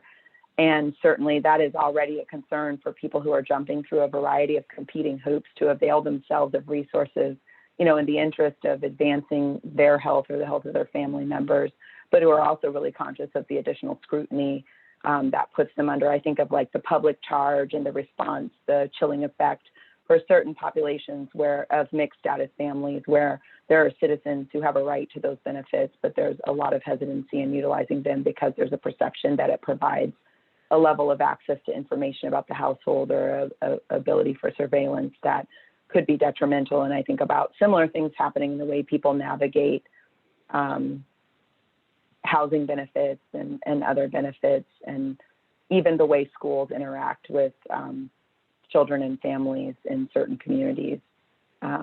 That concern about surveillance, I think, is an important one to consider, but I don't have the answer. So I know that Dr. Gottlieb wanted to make a remark about OpenNote, which was mentioned. Yeah, it was more that I just didn't want to lose the thread on OpenNote, but I think Dr. Thornton got to some of the important issues there in some of her responses, and I've been trying to get a study funded on just even looking at incorporating conversations about the social risk in after visit summaries, let alone in OpenNote. Like, what do patients want there? Like, where is it okay to write it on an after visit summary, and what's not okay? What feels acceptable? What feels appropriate? And I think OpenNote. What do patients may want to know? Like, what pieces you're writing down? I mean, I'm a big proponent of OpenNote, and I think it also pushes us to change the way we chart in a way that is like changing our mindsets and changing our frameworks. And Jill, I think you and your colleagues actually probably could have much more insightful comments about this than I can about, what are we seeing in documentation, and how is it reflective of our biases, and how could OpenNote be something that really like pushes us to do better, and to like have more dialogue about what's reflected in the chart and how it does mean that we're not doing right. So anyway, I'd maybe would throw it to you, Jill.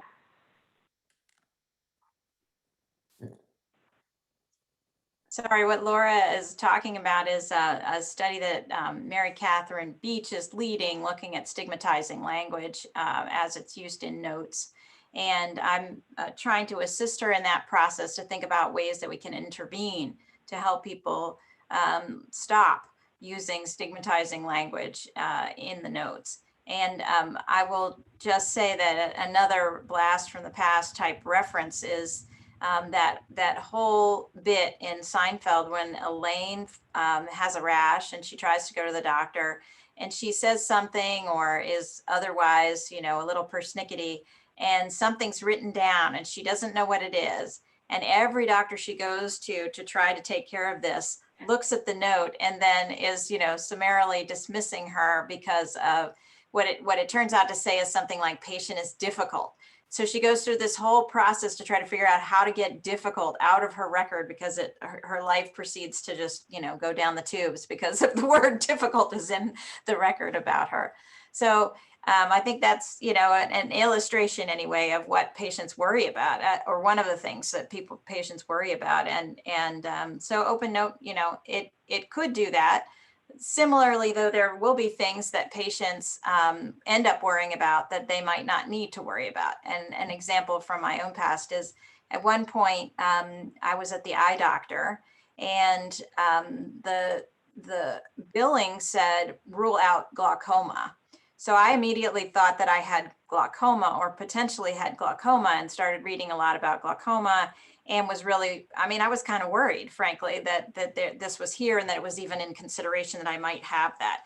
Well, then later the doctor, whose manner, I'm just going to say, was perhaps not what we're shooting for, said to me that I shouldn't have taken anything from that information in my record, and I should have just pretended I didn't see it or something, because why, you know, it's not for me to see that remark, and it's not it's sort of, you know, I think his point was, don't worry, that's not what it means. But the way he said it to me was kind of, you know, why are you looking at that kind of information? I'm like, I got a bill. What do you, you know, I'm not supposed to read the bill. Come on, give me a break, right? Because, you know, inquiring minds want to know what this means, especially if it's my own eyeballs. So at any rate, I think that those are all well taken points that you guys have made, that there could be good pluses, but there may be things too that we need to learn to stop, you know, and I say we, not being a clinician, but people need to learn to stop putting some stuff in notes with the assumption that they're going to be completely private, because they're not necessarily. So we are coming. Go ahead. Yeah. I just want to quickly pipe in. So interesting enough, working in rural Vermont, a lot of the youth that I take care of end up going into the military. So having conversations over years about how will this look on my record is something that we're very accustomed to in rural Franklin County, Vermont, because stigmatizing language that might not impart their strengths. They literally, like, these kids know that they're going to go into the military from like middle school, right? So it's actually imparted a kind of like long range view in how you co-shape risk and strengths in a health record, thinking of these kids and their plans. Like one reaction from a bad breakup in sophomore year does not need to doom an individual from being able to go into the Air Force, right? So, you know, mild attention deficit disorder, right? So I think it's just, you know, we've been doing this for a long time up in rural environments. And I think my answer to that is like what, you know, when we think about documenting social risk specifically within an open note framework, documenting strengths is really important, right? So like making sure that when you are imparting risk, you're documenting strengths at the same time so that the person feels like what is protective for them is in there as well. And of course, public charge and all of that, Dr. Thornton, yes, 100%. Just want to acknowledge the complexities of those things. So sorry, I had to pipe in at the end there. No. And just having been through one of those special agent interviews for security clearance. It's a pretty intimidating process. You start second guessing everything you ever did in your entire life. So I can totally relate to that anticipatory concern. Yeah. Okay, well, you guys, because we're coming towards the end, we have about 4 minutes left. And what I'm going to do is go all the way to the top of our chat questions, because those folks ask the questions first. And I don't want to succumb to my bias to go to the last questions that are the ones that I can see, because those folks have been waiting for us to say something about their questions. So Paulina Sokolo, nice to see your name again, is asking, what are the incentives for very busy clinicians to ask about SDoH and document in the EHR when the benefits are downstream? So that goes back a little bit to our discussion about maybe some framing. And you already made a great case, I think, as a group about how, the very busy clinician may not be the right person to be trying to document some of this information. But around framing of the downstream benefits of doing this, any thoughts?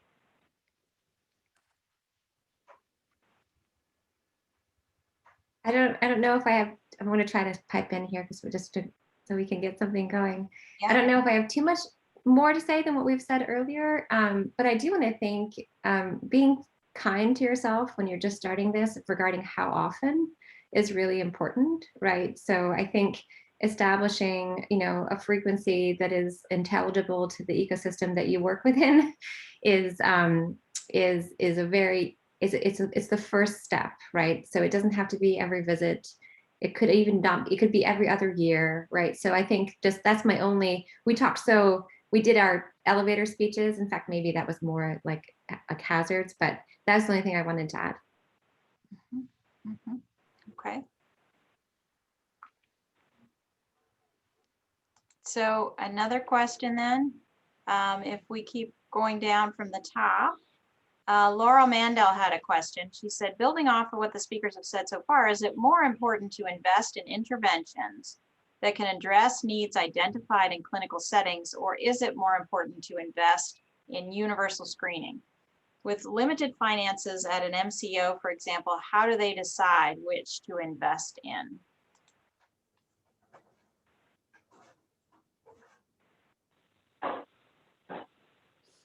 I'm going to keep on piping in only because we don't have very much time. So one of the things we say in the Gravity Project is we might identify these things in clinical settings, but we solve them in communities.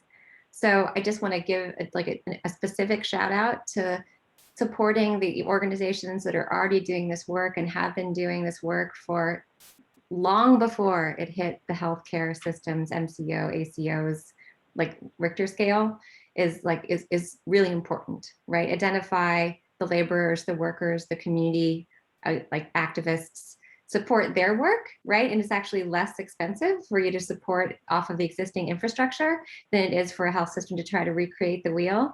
And then you might be able to spend a little bit more time screening. Mm-hmm. Okay. All right. Well, so we've come to the end of our time together. There's still so many comments in the chat. So if any of our wonderful panelists are able to stay for a little longer and they want to go through the chat and do a couple of, at Gita, blah, blah, blah, or at Mandar, blah, blah, blah, please feel free to do that in the chat if you're able to stay on. And with that, I thank our panelists. Everybody clap. Let's everybody show your hands clapping for our panelists. And please go ahead and I'll turn it, or sorry, Elham, go ahead. I'm going to turn it over to you now for our next section. Sure. Thank you very much, Jill, and the panelists. It was very informative, and there was a very lively discussion in the debate among the panelists, and another life was happening in the chat box. I very much enjoyed that one as well. I really appreciate everybody that stayed till the end of the debate, and also our panelists. Jill did a wonderful job. I think she has a career in maybe the debate section of the world. I very much enjoyed it. So with that, we close the morning session. We have about half an hour for the lunch break. We will come back at 1 p.m. So everybody enjoy your lunch in your lonely houses.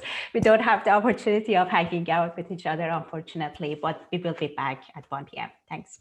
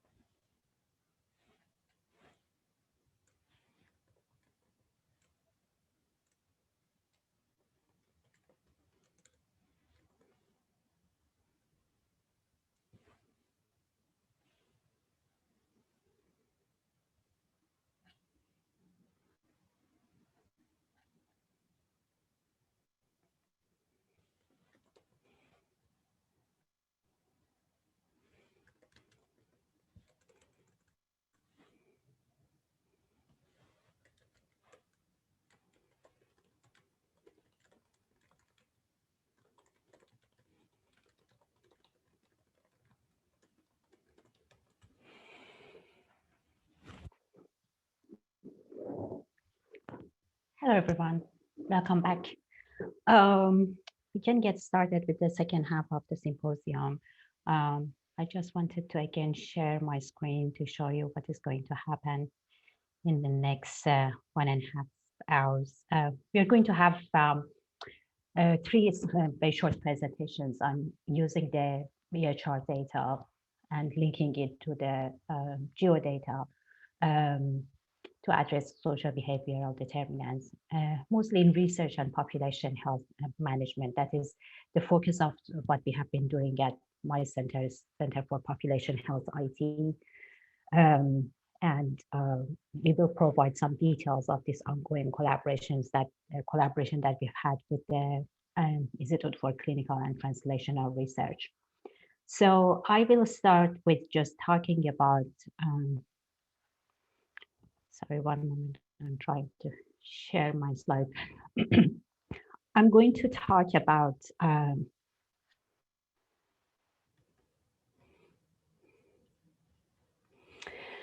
the state of the social behavioral data in EHR, specifically our EHR EPIC at Hopkins. I focus on the information in the structured EHR, and I give an example of how we use this available data to assess the patterns of patients' encounter with the health system.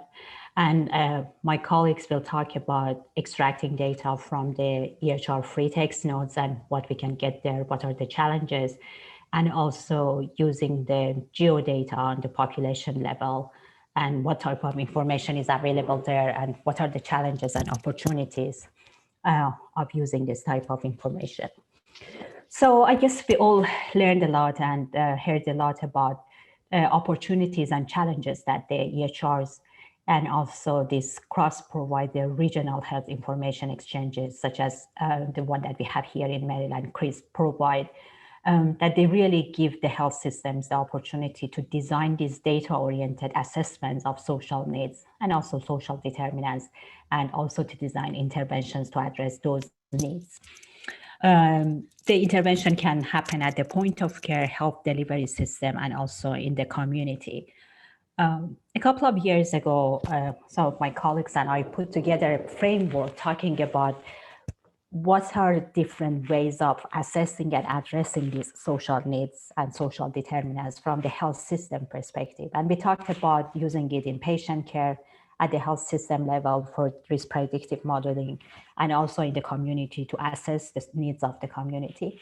We also talked about different data sources available to address these needs.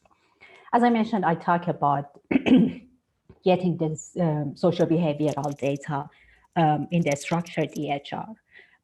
We did a pretty comprehensive assessment of where we are at in EPIC at Hopkins with documenting these social needs. And you can review this paper that has a lot of information about the state of these social behavioral needs in the Hopkins EPIC. We focused on the structured data from 2003 to 2018. As you may know, before 2013, there were a few kind of isolated and separate electronic records in different entities across the institution.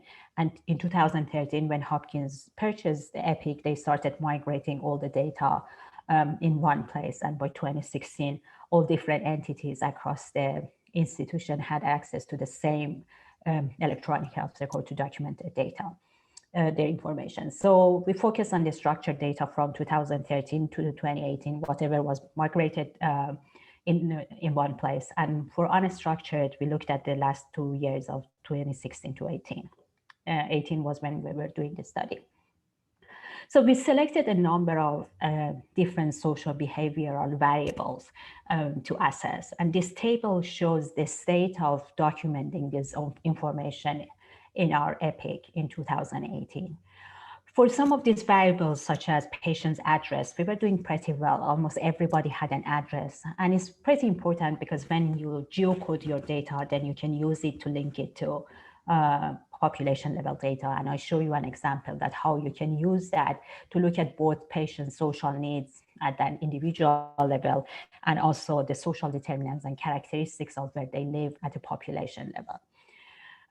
For some other demographic variables such as race, we were still doing well. But then when you get to something like behavioral alcohol use, there weren't many patients having the information on alcohol use, or even for smoking, we weren't doing that well. At the time we were putting together that paper, we also looked at the other health system and whether there was any report on these patterns of documenting these socio-behavioral needs and risk factors. And Hopkins wasn't that different from others. Every health system is struggling to figure out how to systematically assess these social needs and document them. And I think during the debate, you heard a lot of the challenges related to assessment and documentation of these social needs. So these were the information that we could get from different data fields in the structured part of EPIC. We also knew that there were some of these ICD codes, the famous Z codes, that document this, give the opportunity to basically document these social needs. So we selected 3 categories of social needs: social connection, housing issue, and income. And we looked at the patterns of using the available ICD codes to document those needs. And you can see that for social connection, it was 0.6% of the patients had that Z code, one of those Z codes documented for them. For housing issues, it was even less. And for income, financial resources strain, it was almost nothing. So in the next phase of this project, we are actually digging deeper into the patterns of using these ICD codes at Hopkins. And we are looking at how our providers are basically reporting these ICD codes, or what are the characteristics of patient populations that these social needs get assessed for them and documented. This table, the first column, shows the all the patient population at Hopkins between 2016 now to 2020. And then we looked at 4 categories of financial challenges: food insecurity, housing, and transportation. And the second column shows the characteristics of patients that at least have one of those Z codes related to these 4 categories. And you can see that for younger patient population, they had about 3% of them. Social needs were documented for them. African American and Asian Americans, again, about 3%. And these are the locations of the patients that any social needs were documented for them. For instance, in Baltimore City, about 2.5% of the patients that came from Baltimore City had one of those ICD codes documented for them. I just want to mention, because the assessing and documenting these social needs using ICD code is not a common practice. These numbers don't show really the prevalence or frequency of these social needs in our health system. These basically show the patterns of documenting them in our EHR. We also looked at documentation of those social needs in relation to the type of encounter that the patients had with the health system. And the first row shows the mean number of these encounters, whether outpatient emergency or inpatient encounter, for all patients across at Hopkins. And the second row shows the numbers for those that had any of those social needs. And as expected, the people that had social needs had higher numbers of outpatient visit, emergency room visit, and also inpatient. We looked at the most common Z codes documented for our patients, and these are the top 3 most reported Z codes. And again, they are related to higher healthcare utilization. For instance, homelessness, the patients that had the Z code of homelessness reported for them had very high number of outpatient and emergency department, and also inpatient encounters comparing to the general population at Hopkins. So because there is not that much information still available in the structured EHR, we also looked into how providers are basically documenting these social needs in unstructured EHR. We worked with the NLP specialists at ICTR to basically develop these algorithms that look into millions of providers' notes and identify these mentions of social needs. My colleague, Dr. Ruhizadeh, after me, talks about the details of developing these algorithms and the challenges of using NLP to identify social needs. I just want to show you the result of what we got and kind of comparing it to what we could get from the from the structured EHR. For instance, for social connection isolation, about 2.5% of the patients had at least one node that had some mentions of social connection. For housing issues, it was about 3% of the patients. And then for income financial resources strain, it was about 1%.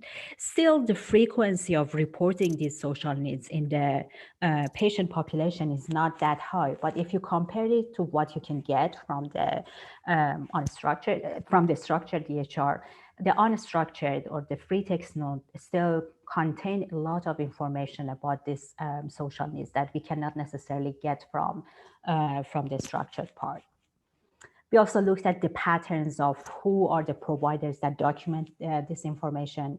Physicians were the ones that documented most of the information, and looked at the type of nodes. Progress nodes were the ones that had most of the information related to these social needs. In the next phase of the study, in a collaboration with Kaiser Permanente, the collaboration is also supported by ICTR. We looked at how this NLP algorithms that we developed at Hopkins performed when we ran it in another data set, in another EHR. We didn't share data with Kaiser. We worked with Kaiser, Mid-Atlantic, and Southern California. Each group basically developed their own training data set and the validation data set, but we had the same characteristic or criteria to put together this patient populations. We looked at the patients 18 years and older that received service between 2016 and 19. And based on the type of information that were available in the EHR, we basically developed these gold standard or validation data sets to look at the performance of our NLP algorithms. Without getting into the details of technical details, I just want to show that the NLP algorithms that we developed at Hopkins to identify housing issues perform pretty well for our own data. But when the Kaiser Mid-Atlantic and Southern California also ran it with their data, their performance was also pretty well in other EHRs. So this is a kind of promising result. It shows that the algorithms are generalizable, and we basically can develop them from in one health system and use it in another. And it kind of helps to make this idea of documenting the social needs in the free text something more practical. If we can develop algorithms that can be really used in an operational setting to identify the social needs from the free text nodes.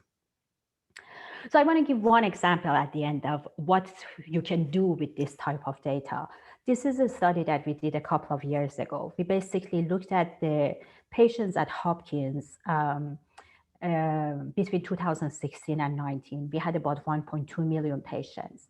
We got the information on their social needs, specifically housing needs, from their structured EHR and also from the free text node, and linked it to the population level data using the area deprivation index, which you may know is a composite measure that ranks neighborhoods based on their socioeconomic challenges. So the higher ADI means that the neighborhood has more challenges. And we looked at how these social needs at a patient level and social determinants at a population level basically impact the number of encounters that a patient has with the health system. We adjusted for the demographics, the comorbidity score, or showing like the type of difficulties or clinical problems that the patients had, and also for their insurance type. We looked at, we basically ran the model for the general population at Hopkins and also the Medicaid population. And you can see after adjusting, taking every other factor into account, the patients that had social needs, whether it was general population or Medicaid, they had a higher number of encounters as expected with the health system.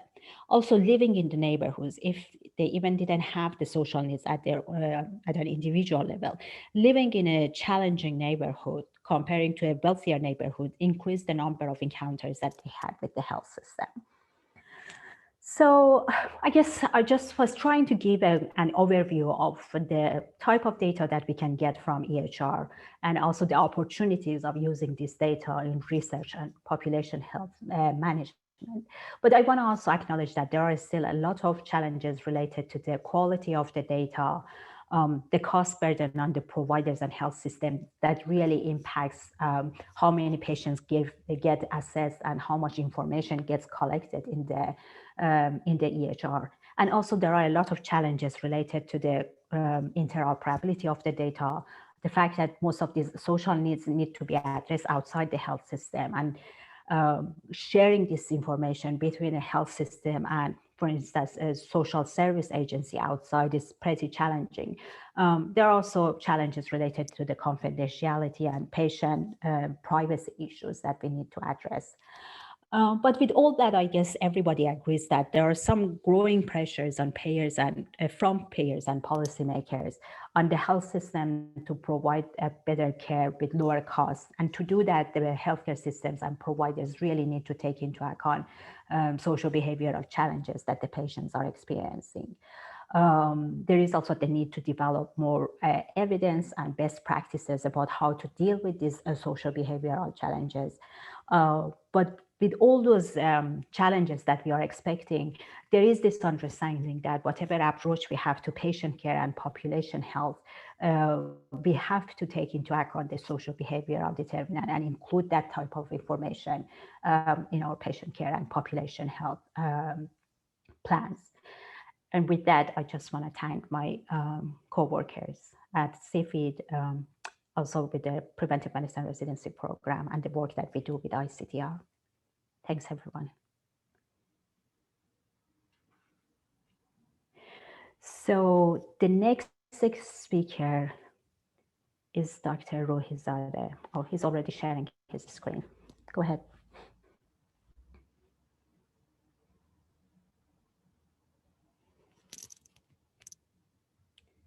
You might need to unmute yourself. We cannot hear you.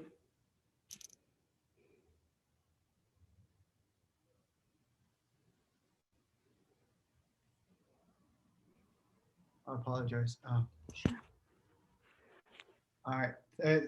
Good afternoon, and thank you for having me. My name is Masoud Rohizadeh. I'm affiliated with the Institute for Clinical Translational Research, and then I've been working with CPHIT for over 3 years on the social determinants of health data. My main area of interest is natural language processing, which I'm going to talk a little bit today on what we have done for social determinants of health in general. So as Elham mentioned, there's lots of structured fields that they're supposed to be reported by the clinical care team, but most of them are actually underutilized. So I mean, even though the structure is there, the reporting is not very reliable. And not having, for instance, an ICD code for homelessness does not necessarily mean that the patient is not homeless. A year or so ago, over a year ago, EPIC introduced this social and behavioral determinants of health wheel that the providers could actually pick the specific categories and then report any social needs or issues. But based on the very recent data extraction that we have done at the ICTR, this is also very much underutilized, and we're not quite sure for the patients who are not reported as having any of these social issues. We cannot necessarily assume that their social behavioral determinants of health is not there. So as Dr. Hatif mentioned, we went through a lot of unstructured data processing and essentially looking through the free text. Before I go a little bit deeper on how we did for specifically for social determinants of health, I want to talk about what NLP can do and what sources we could use. I mean, in essence, we're working on clinical notes. It could be progress notes, surgical notes, discharge summary, consults, and lots of other notes. I think 140, 50, something like that, note types that we have. We have also radiology and pathology reports. We have messages between patients, telephone conversation. So it's a really large cohort of free text that is an opportunity for various tasks, including the SDoH text mining. And the other side, as you know, manual coding, manual chart review is laborious and costly, so there should be automated ways to deal with this large cohort. So natural language processing has been around for over 20 years, and essentially it deals with converting unstructured free text to structured data and provide structured data for future tasks like machine learning, for visualization, for making inference and statistical analysis. So all we do is just try to get things from unstructured and then convert it to structured with some level of confidence. It's not 100% accurate in most of the tasks. In the clinical domain, like for instance, is the most recent work that we have done on COVID symptoms. We have done temporal analysis, symptom extraction, diagnosis analysis. So the clinical natural language processing community is very active on extracting various clinical and medical conditions, signs, symptoms, medications, onsets of those symptoms, even negations of those mentions. So it's a very active area of research. However, as you could imagine, social and behavioral determinants of health are not super easy to extract. First of all, we do not necessarily have a uniform common coding system like ICD-10. It has a good number of codes, but they're not necessarily the best. Also, taxonomies and ontology and terminologies are not as great, for instance, compared to medication lists or disease lists. They're not nowhere as close in terms of quality. There has been some efforts, for instance, by HL7. It's called Gravity. They're doing a good job in basically converting and trying to build a good ontology for social determinants of health, but it's not necessarily complete that we could utilize. So taxonomy and ontology is one issue. The other is just variations in expressing, for instance, I have examples of homelessness here, or housing instability. So there's many ways to report the same thing, unlike, for instance, medication that you could mention the medication or disease. Here we have creative ways of just reporting the same thing. So it's not necessarily like a pattern matching or like a search term. It's not necessarily the best way to do this. So there's lots of variations that you have to think about, and the coverage may or may not be as great if you just rely on the patterns.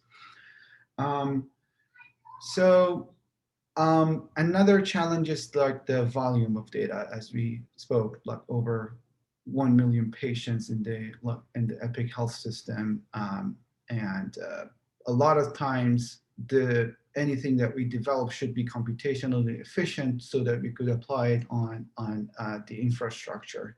So it should not be very expensive machine learning algorithm as well. So it should be an efficient spot between performance and accuracy.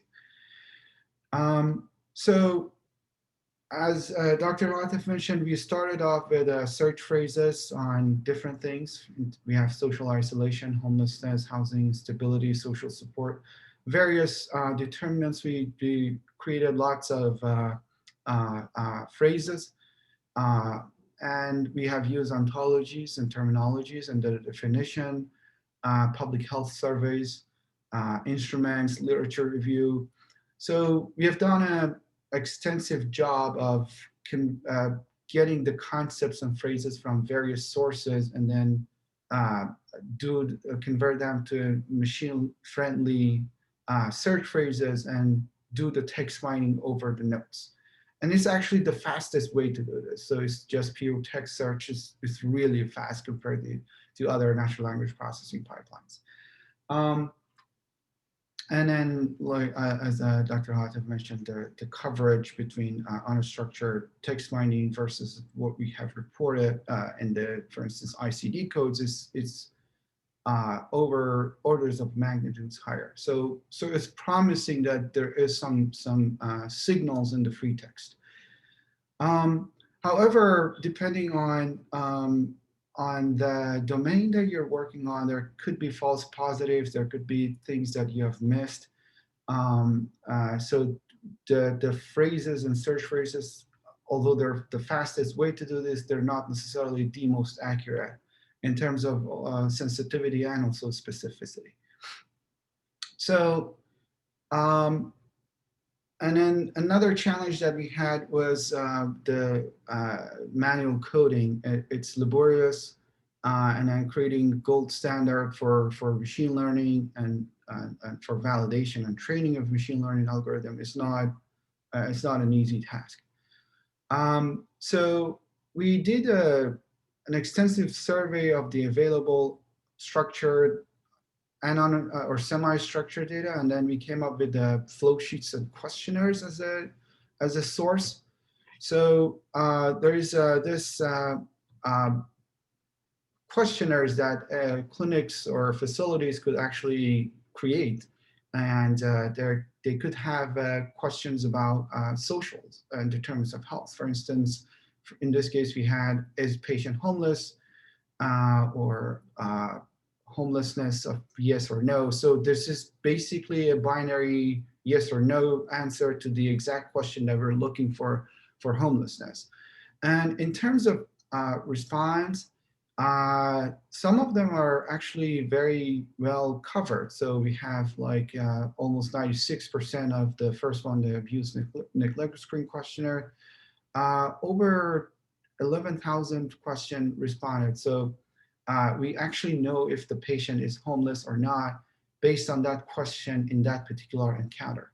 So we thought to take this as a, I mean, with the caveats that it's prone to errors or human errors, but we could use this as a sort of a gold standard, not only for the patients that are homeless, but also for the patients that are not homeless, because we do have this negative answer to that. So it helps us to just control for sensitivity and specificity at the same time.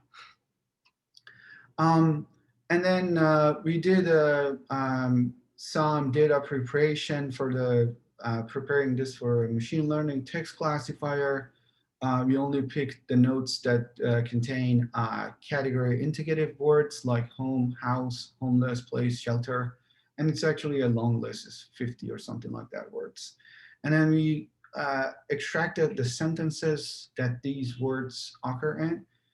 We removed the redundant notes, and if there's a duplicate and copy and paste from previous notes or is also been removed.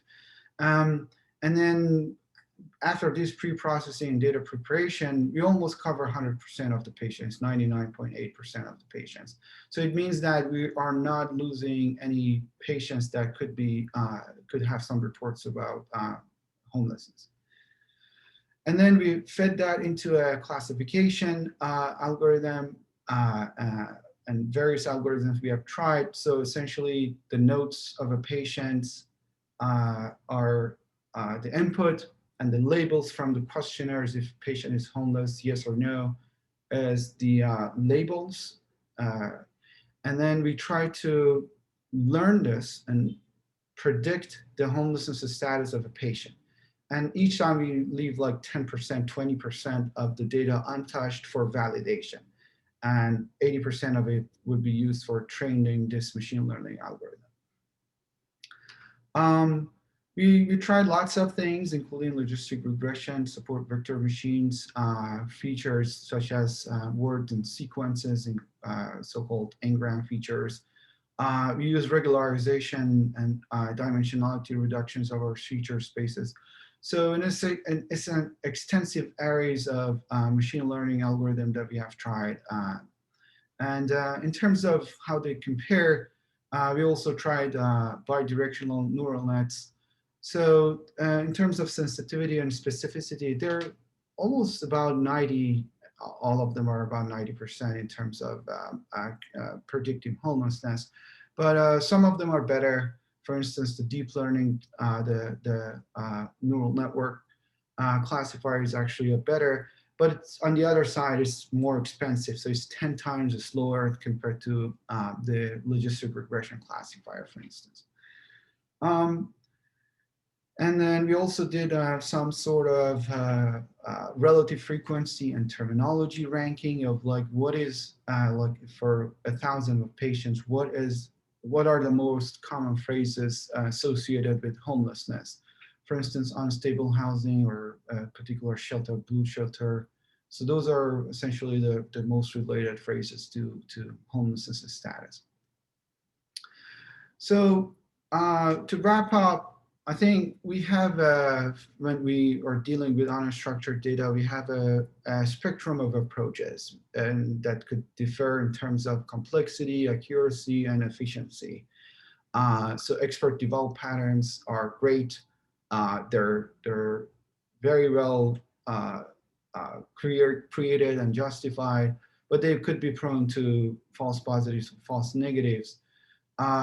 And then next step is machine learning. For instance, logistic regression would be another layer that we could add on top of this, which is computationally expensive, but nowhere near to deep learning methods that are actually the best performing, but they're expensive too. Like they're costly in terms of the environment, the computational environment.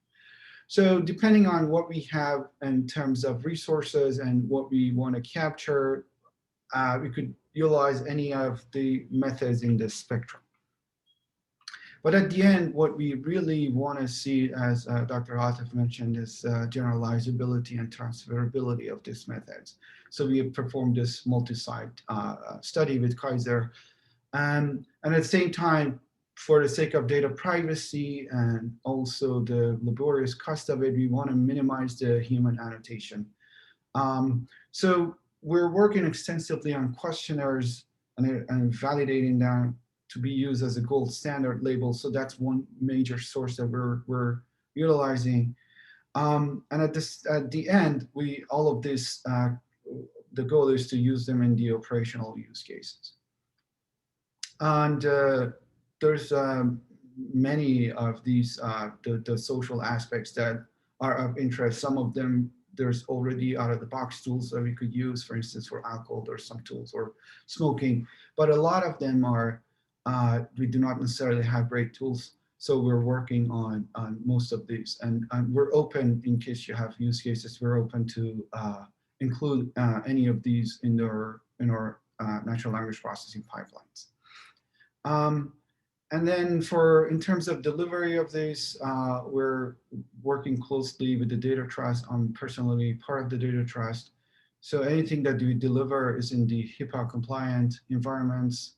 In particular, our Safe Desktop is one major place that we deliver the data. Also, Precision Medicine Analytics Platform, or PMAP, is another place that we work on and deliver the data. And it could be raw data or binary classification of any of those social determinants. We could also plug it into, let's say, SAS or R, any of those data analysis tools. And then that's it for my presentation. I appreciate your time. Great, thank you very much, Masood.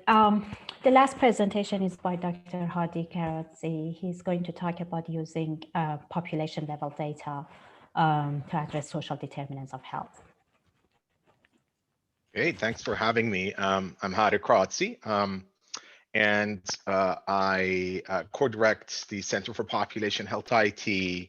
And as Elham mentioned, I'll try to talk about the linking of EHRs and the geosocial data, which is population level.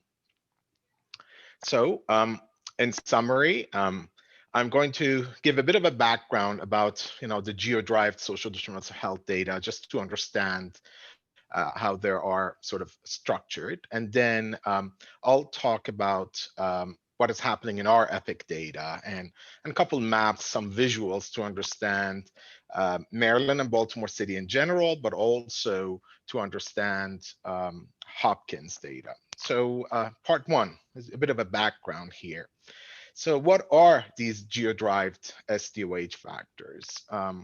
First thing is, I need to mention that why do we want to use it? Remember, based on the previous presentations, the individual level social needs data, which are coded by ICD, LOINC, NOMID codes, and so on, they're highly accurate, at least we hope so, and could be used, at the point of care for clinical or social decision making. But the problem is they're usually incompletely captured, and the ad hoc collection makes it a bit hard to use it on a population level, but it's improving. We see a lot of things like in EPIC, we have the social determinants of health wheel, and there are a lot of policies that hopefully makes this better over time. Now, on the geo-derived social determinants of health data, which are basically neighborhood or community level conditions. Here, I gave you an example, like a housing condition. The pros are, you can find this data, if the data exists, you can link it to anybody who has a permanent address in your EHR.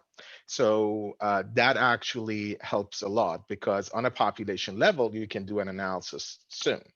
You don't need to collect all of the data on an individual level.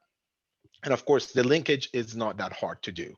It's just you can bring it in. The linkages can be done on a SQL level, and it's easy to do. Now, there are some issues with using that data. And the first one is that, remember that this is a group association and not individual level data. So this is not to make a clinical judgment for a patient, based on where they live.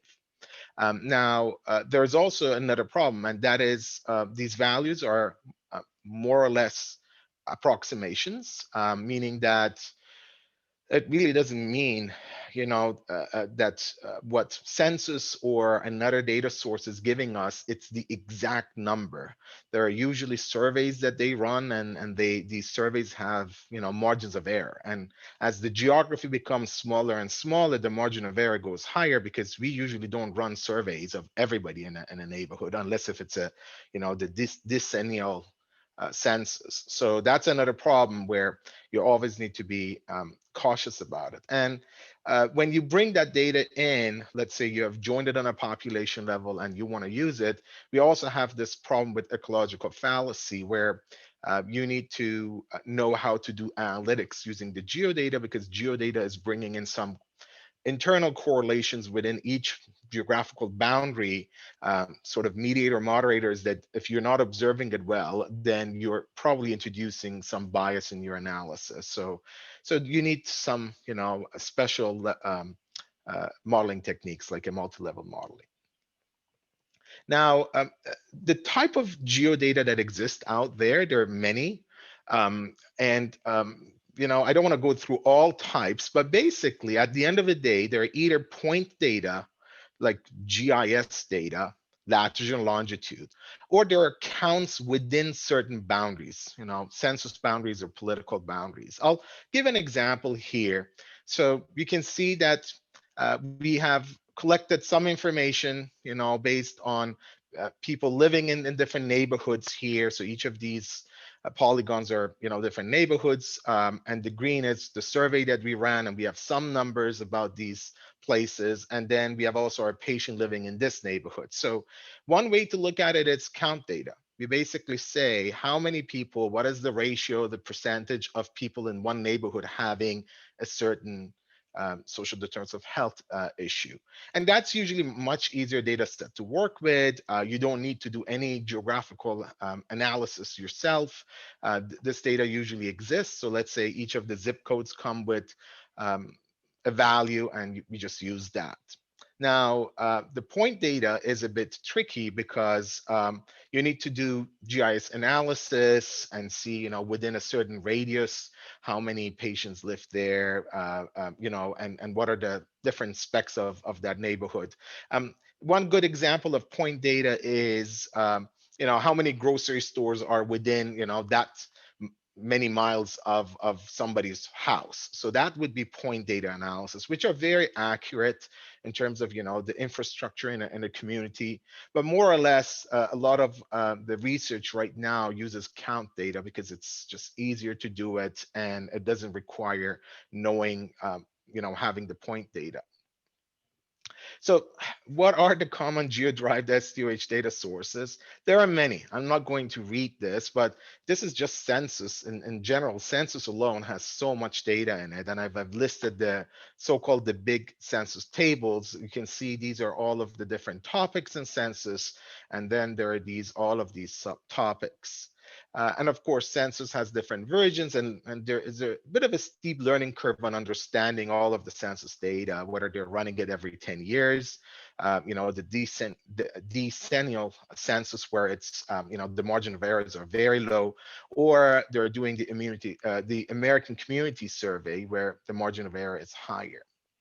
Now, there are also a lot of other federal agencies that publish count level data, like CDC has a lot of different data sets, USDA on nutrition, IRS and SSA on financial and tax information, FBI for crime. This list goes on and on. Depending on your research question, you may find different data sets.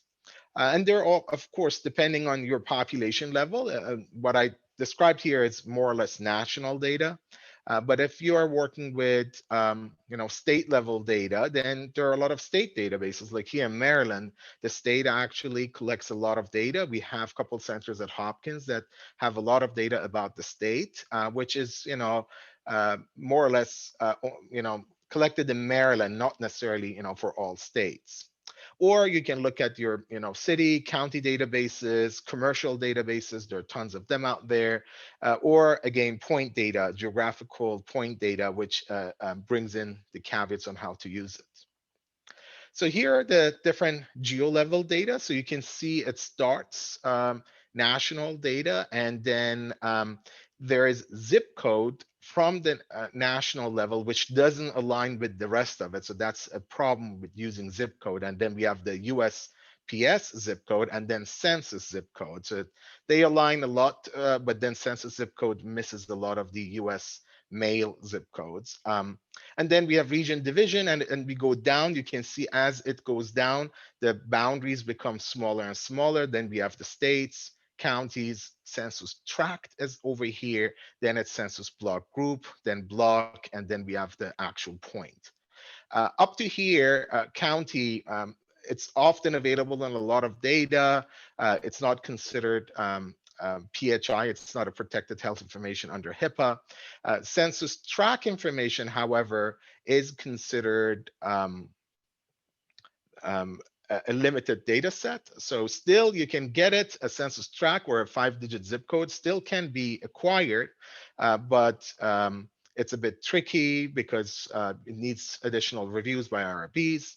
Now, the problem starts with census block group where it's considered PHI. So from here on, the data, you need special permissions to have that. Here's an example just to know. That's the state, California. This is one of the counties. That's easy. See, in this county, that's a census tract, just to give you a visual of how big the tract is. And then we have a block group. Usually a tract is divided into a couple block groups. And within block group, then we have blocks. Which is the smallest, boundary in census. And then we have points. And here, I'm giving you some ideas. So as you can see here, well, I didn't write 50 states, but it's 56 because we have these islands, we have, Puerto Rico and all of those in census. You can see number of counties nationwide, it's around 3,200. Tracks, you can see it's around 74,000, so it is way higher than the zip codes that we have, around 41,000. So it's sort of a almost twice the number of zip codes that US mail has, but it's 3 times the zip codes that census publishes. One question that comes up often is why these 2 zip codes are different. Remember, US mail or USPS basically gives the zip code based on number of letters that go to a location. So some federal buildings that get a lot of letters have their own zip codes, but nobody lives there. Census generates data for some of the zip codes if people live there. So you can see that there are a lot of zip codes that there are not enough samples for census to come up with numbers. And here's the block group. You can see a lot of block groups nationally, and I have the numbers for Maryland here, so you can get an idea of what are the numbers here in Maryland. So how are they linked? We talked today about EHRs and how you can get it from surveys, diagnostic codes, or even the free text. So Masood mentioned the NLP. So this is all good individual level data. But then we use the address of the patient. If it's zip level or county level data that we want, there is a very easy way to link that. But if we want something like a census tract or census block group joining of the data to EHR, then we need to generate the lat long and then find the data in our census, or any other data sources that we have.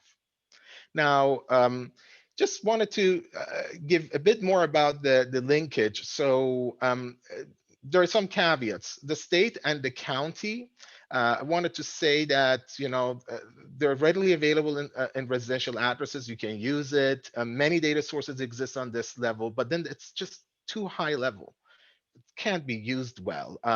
It doesn't show the variations among geographies. Zip code, 3 or 5 digits, very much like the state and county has, the same pros, and the cons are, of course, the other ones. We have problems with, this is designed for males, not how many people live, and zip 5 is considered a limited PHI. Now, the census boundaries are probably the best ones to work with, but you need to have a software that generates the census tract and block groups. It usually creates a code like this one. I've put it here, like a FIPS code. And that's when you use, you can use that data to join it with census. So you can see here, I'm talking about the pros here, which is probably the best approximation you can use for your analysis. But then there are some issues, including whether it's an LDS or a full PHI, whether there is a margin of error, or you need the software to generate those numbers. And of course, the GeoPoint, it's a different story. If you want to do GIS analysis, you can see that it provides accurate results for you, but then you need to know GIS, and your data needs to come as point data. And then so census gives you, how many people are married in this neighborhood versus the other neighborhood. It gives you ratios that you can calculate and so on, but it's all one variable at a time. If you want to have a composite index, there are many of them out there. And hopefully when these slides are shared with you, you can look at these links, but I just listed a couple of those. ADI is a very popular one based on University of Wisconsin that brings in almost 70 different census variables into one component, one composite score.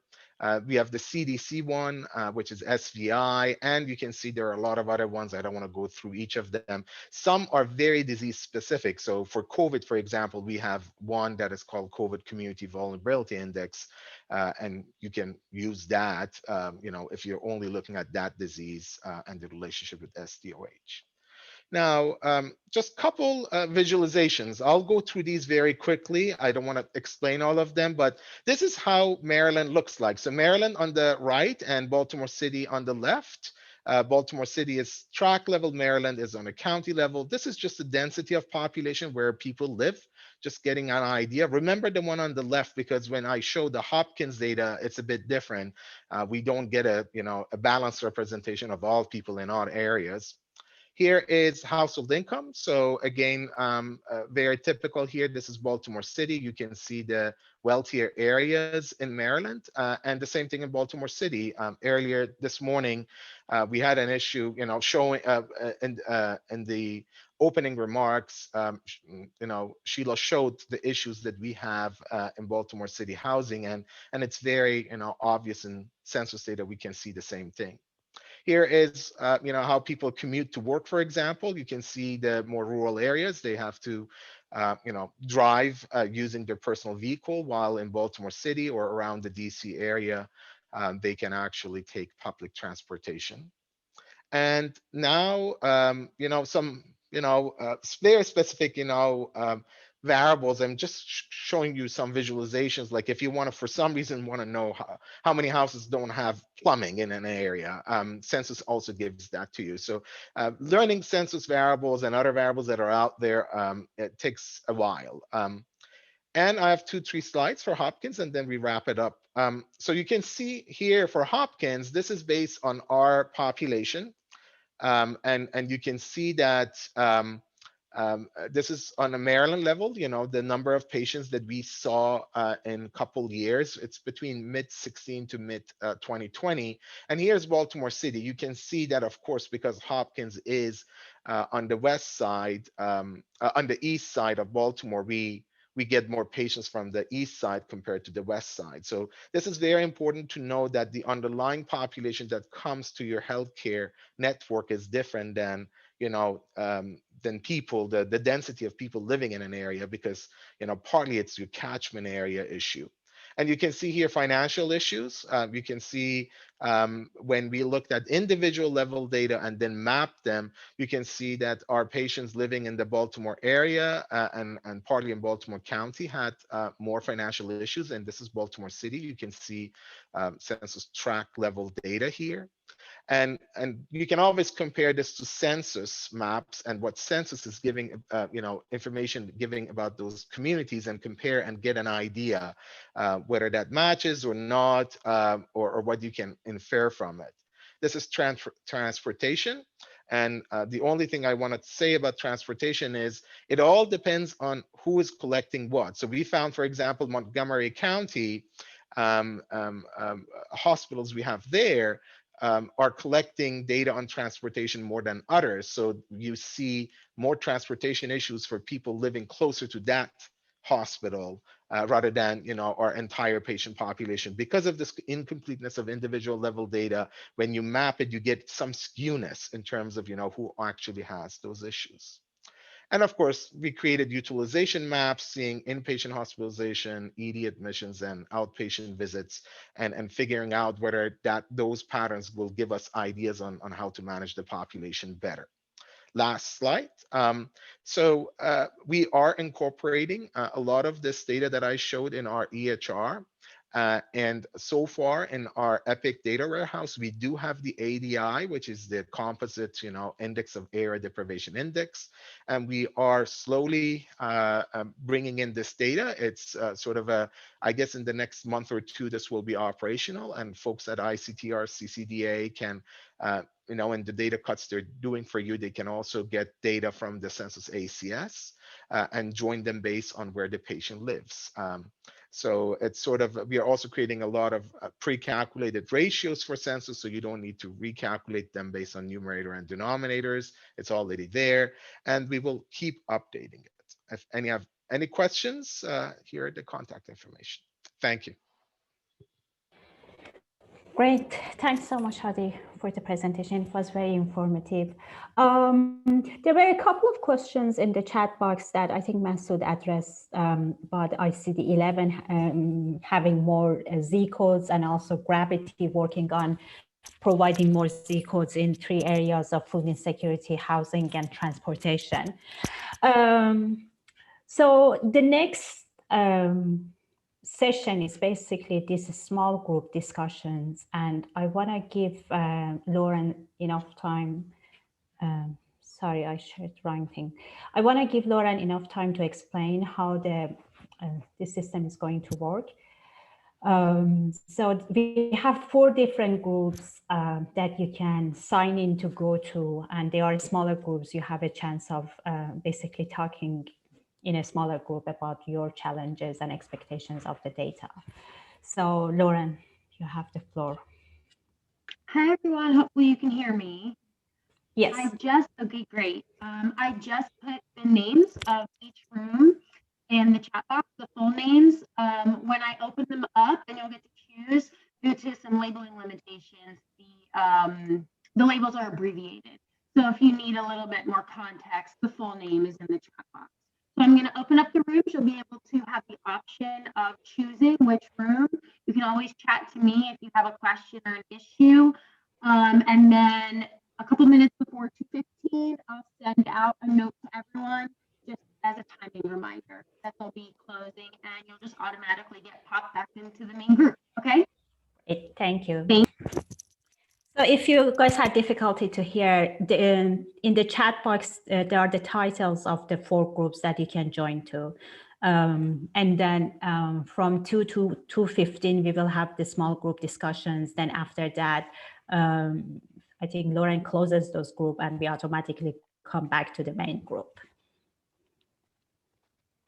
The main group comes back at 2:15.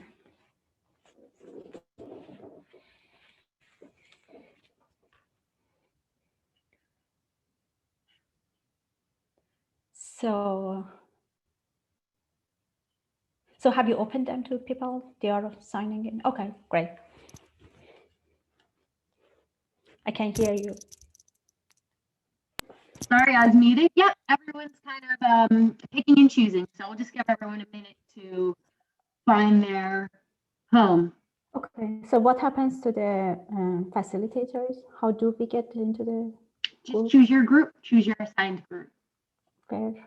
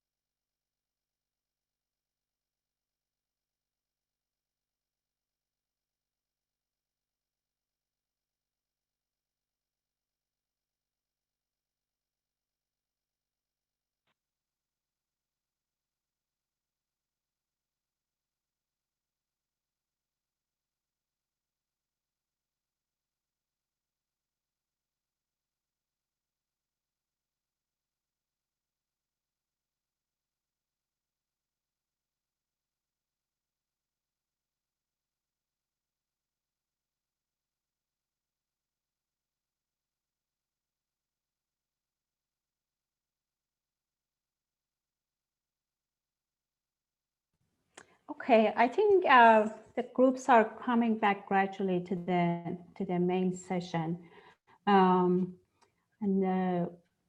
I think the next part is basically in the next 15 minutes. We go through the 4 groups, 4 small breakout sessions, and the facilitators can provide a brief summary of what they discussed. I'm just waiting for people to get back here. We probably don't close those sessions.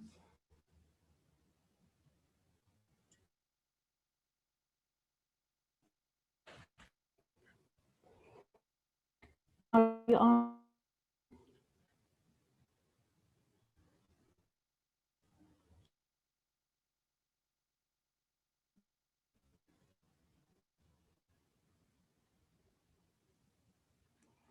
Okay, we can get started. We start with the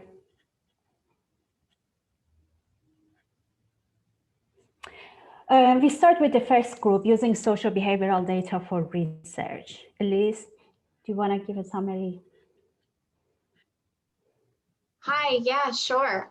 We had a great discussion. A lot of it was asking where they can get social data in our system or in others. And so I think we kind of broadened the discussion around, at least within Hopkins, the CCDA is doing a lot to capture some of these more neighborhood data, such as and indices like the ADI, and how researchers here at Hopkins can access that data or collaborate with researchers at Hopkins to utilize that data. We also discussed some challenges around standards and common language. So making sure that as we move forward and build systems and platforms and workflows that will capture more social and behavioral data, we are all on the same understanding of what social data is and what behavioral data is, and what that really means from both a researcher and a clinician standpoint, and then also from a patient perspective.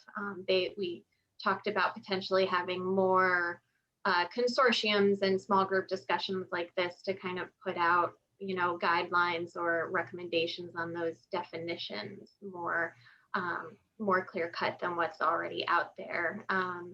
And one interesting part that was brought up with, as we bring in more and more non-clinical data and look at these social aspects and start combining data sets with clinical data, the ethics around re-identification and patient privacy. So how are we as researchers protecting our patients' privacy, as well as being able to answer the research questions we have?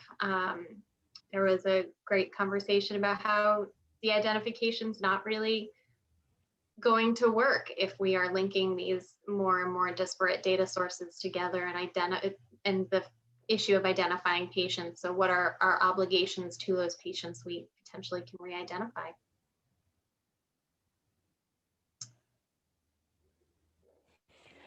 Thank you. Second, for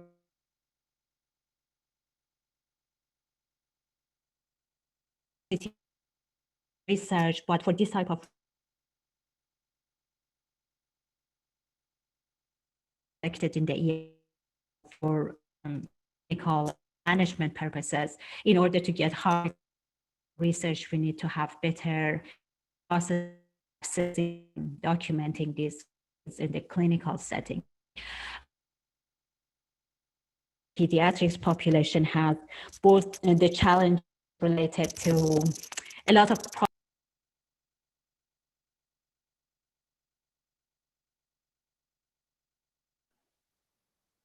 We might have lost Elham, so I would suggest we move on to the next.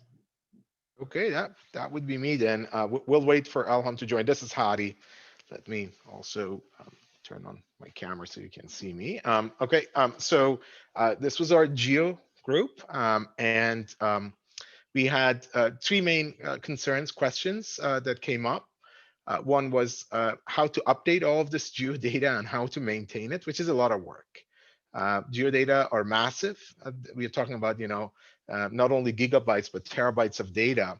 And it costs, to maintain it. And often academic medical centers don't have that budget. So it's often subsidized by grants and other, venues that should not be, the primary resource for it. But that was sort of a big concern, question, how this will turn out. We had also a question of which composite scores should we put there, and the sort of the quick answer is depends, and we often put the composite scores that are commonly used across different research in the data warehouse, but then the rest, it's usually the researchers that will calculate it based on the data that they receive. So ADI, SDI, and others, we are planning to have it at Hopkins, but then there are a long list. I can go on and on. There are almost like, I know of almost 30, 35 different composite scores that are out there, but some of them are very disease specific. I see Elham joined. Elham, I'm just going through the Geo one, and then you can go back to your breakout session. Now, the last question that we had was, again, can the geodata be used for clinical purposes? And that's where it becomes a bit tricky. The bottom line is the paper that was published by Ochin, Rachel Gould, and others, Laura Gottlieb mentioned it during the debate this morning. That basically shows that the correlation is not that good, and there are many reasons for it. Depending on what geography you use, depending on the variation you have in the margin of errors in that area, it's very tough to rely on only geographic data for doing a social or clinical sort of a judgment for the patient.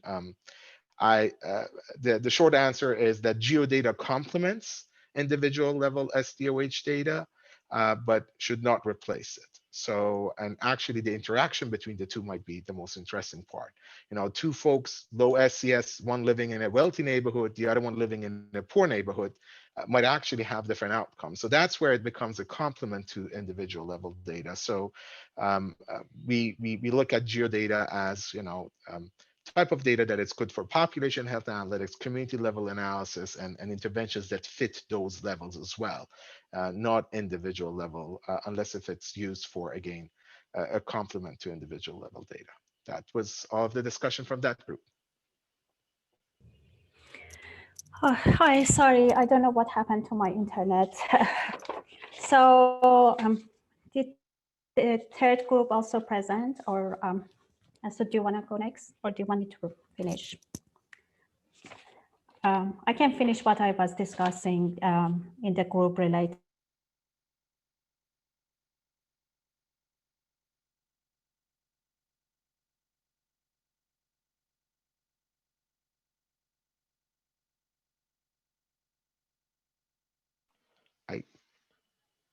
I think Elham is breaking up again. Am I right? Better. Okay. Can you hear me? Yes. Okay. So in the pediatrics population, we also talked about the fact that their clinics have a better process of referring the patients to social services. So that kind of facilitates the screening as well. But still not having a developed path of communicating with the social service.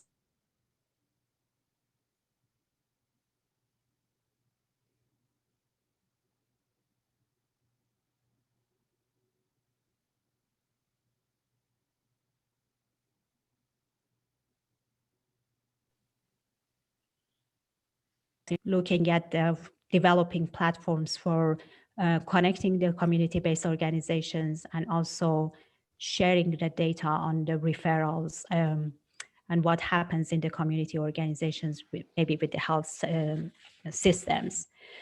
We also talked that the data that is getting collected at the patient level also helps at the patient panel level and the clinical.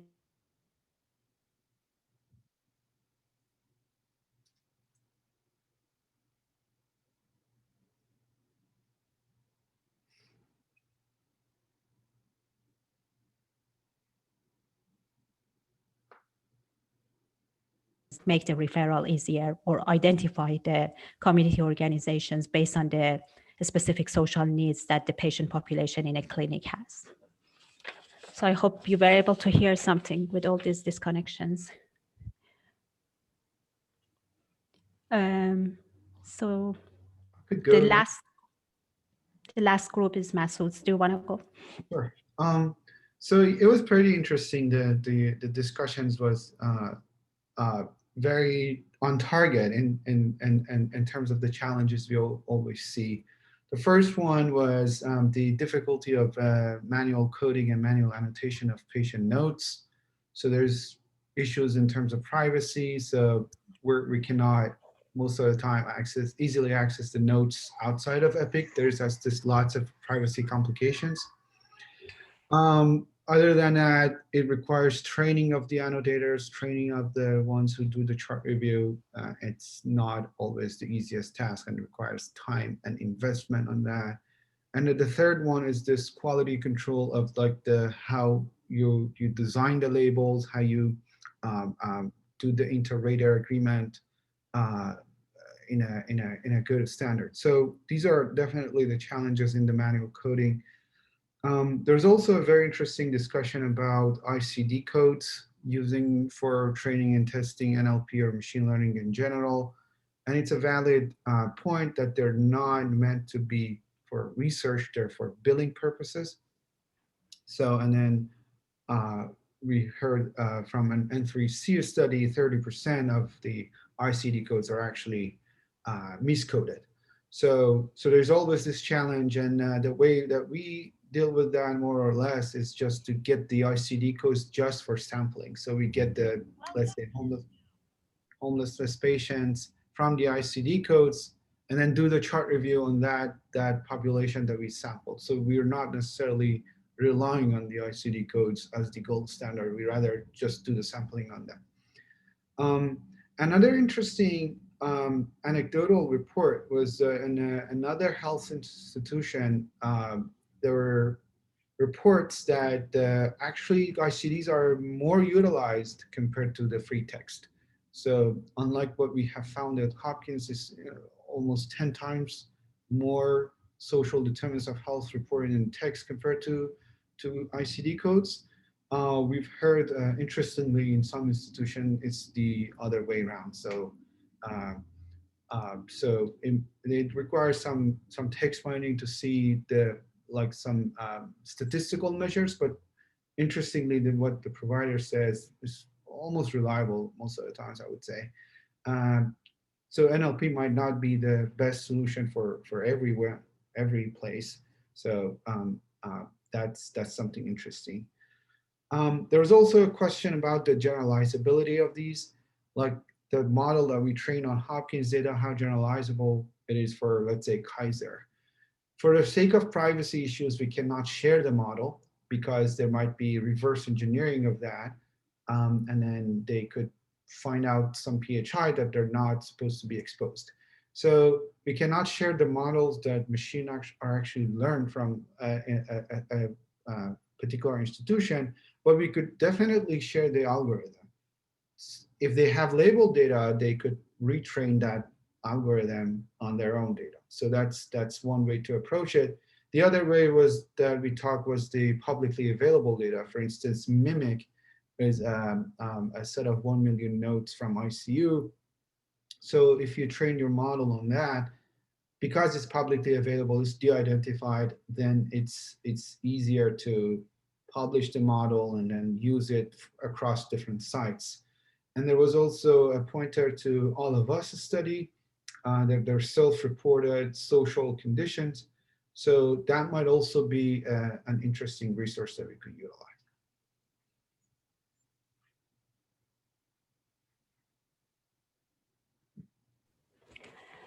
Thank you, Masood. I think we covered all 4 groups, and in the interest of time, I just want to thank everybody who stayed with us to the end.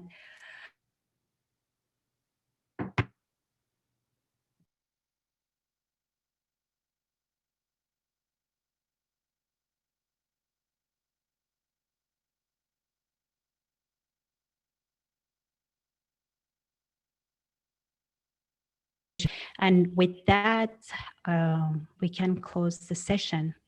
Thank you, everybody, and have a great weekend. Thank you, Elham. Thank you. Sorry for the headache with my internet at the end. You know what? We made it to almost the end, so good. Yeah, it was good. Thanks. Okay, bye everyone. Have a wonderful weekend. Thank you.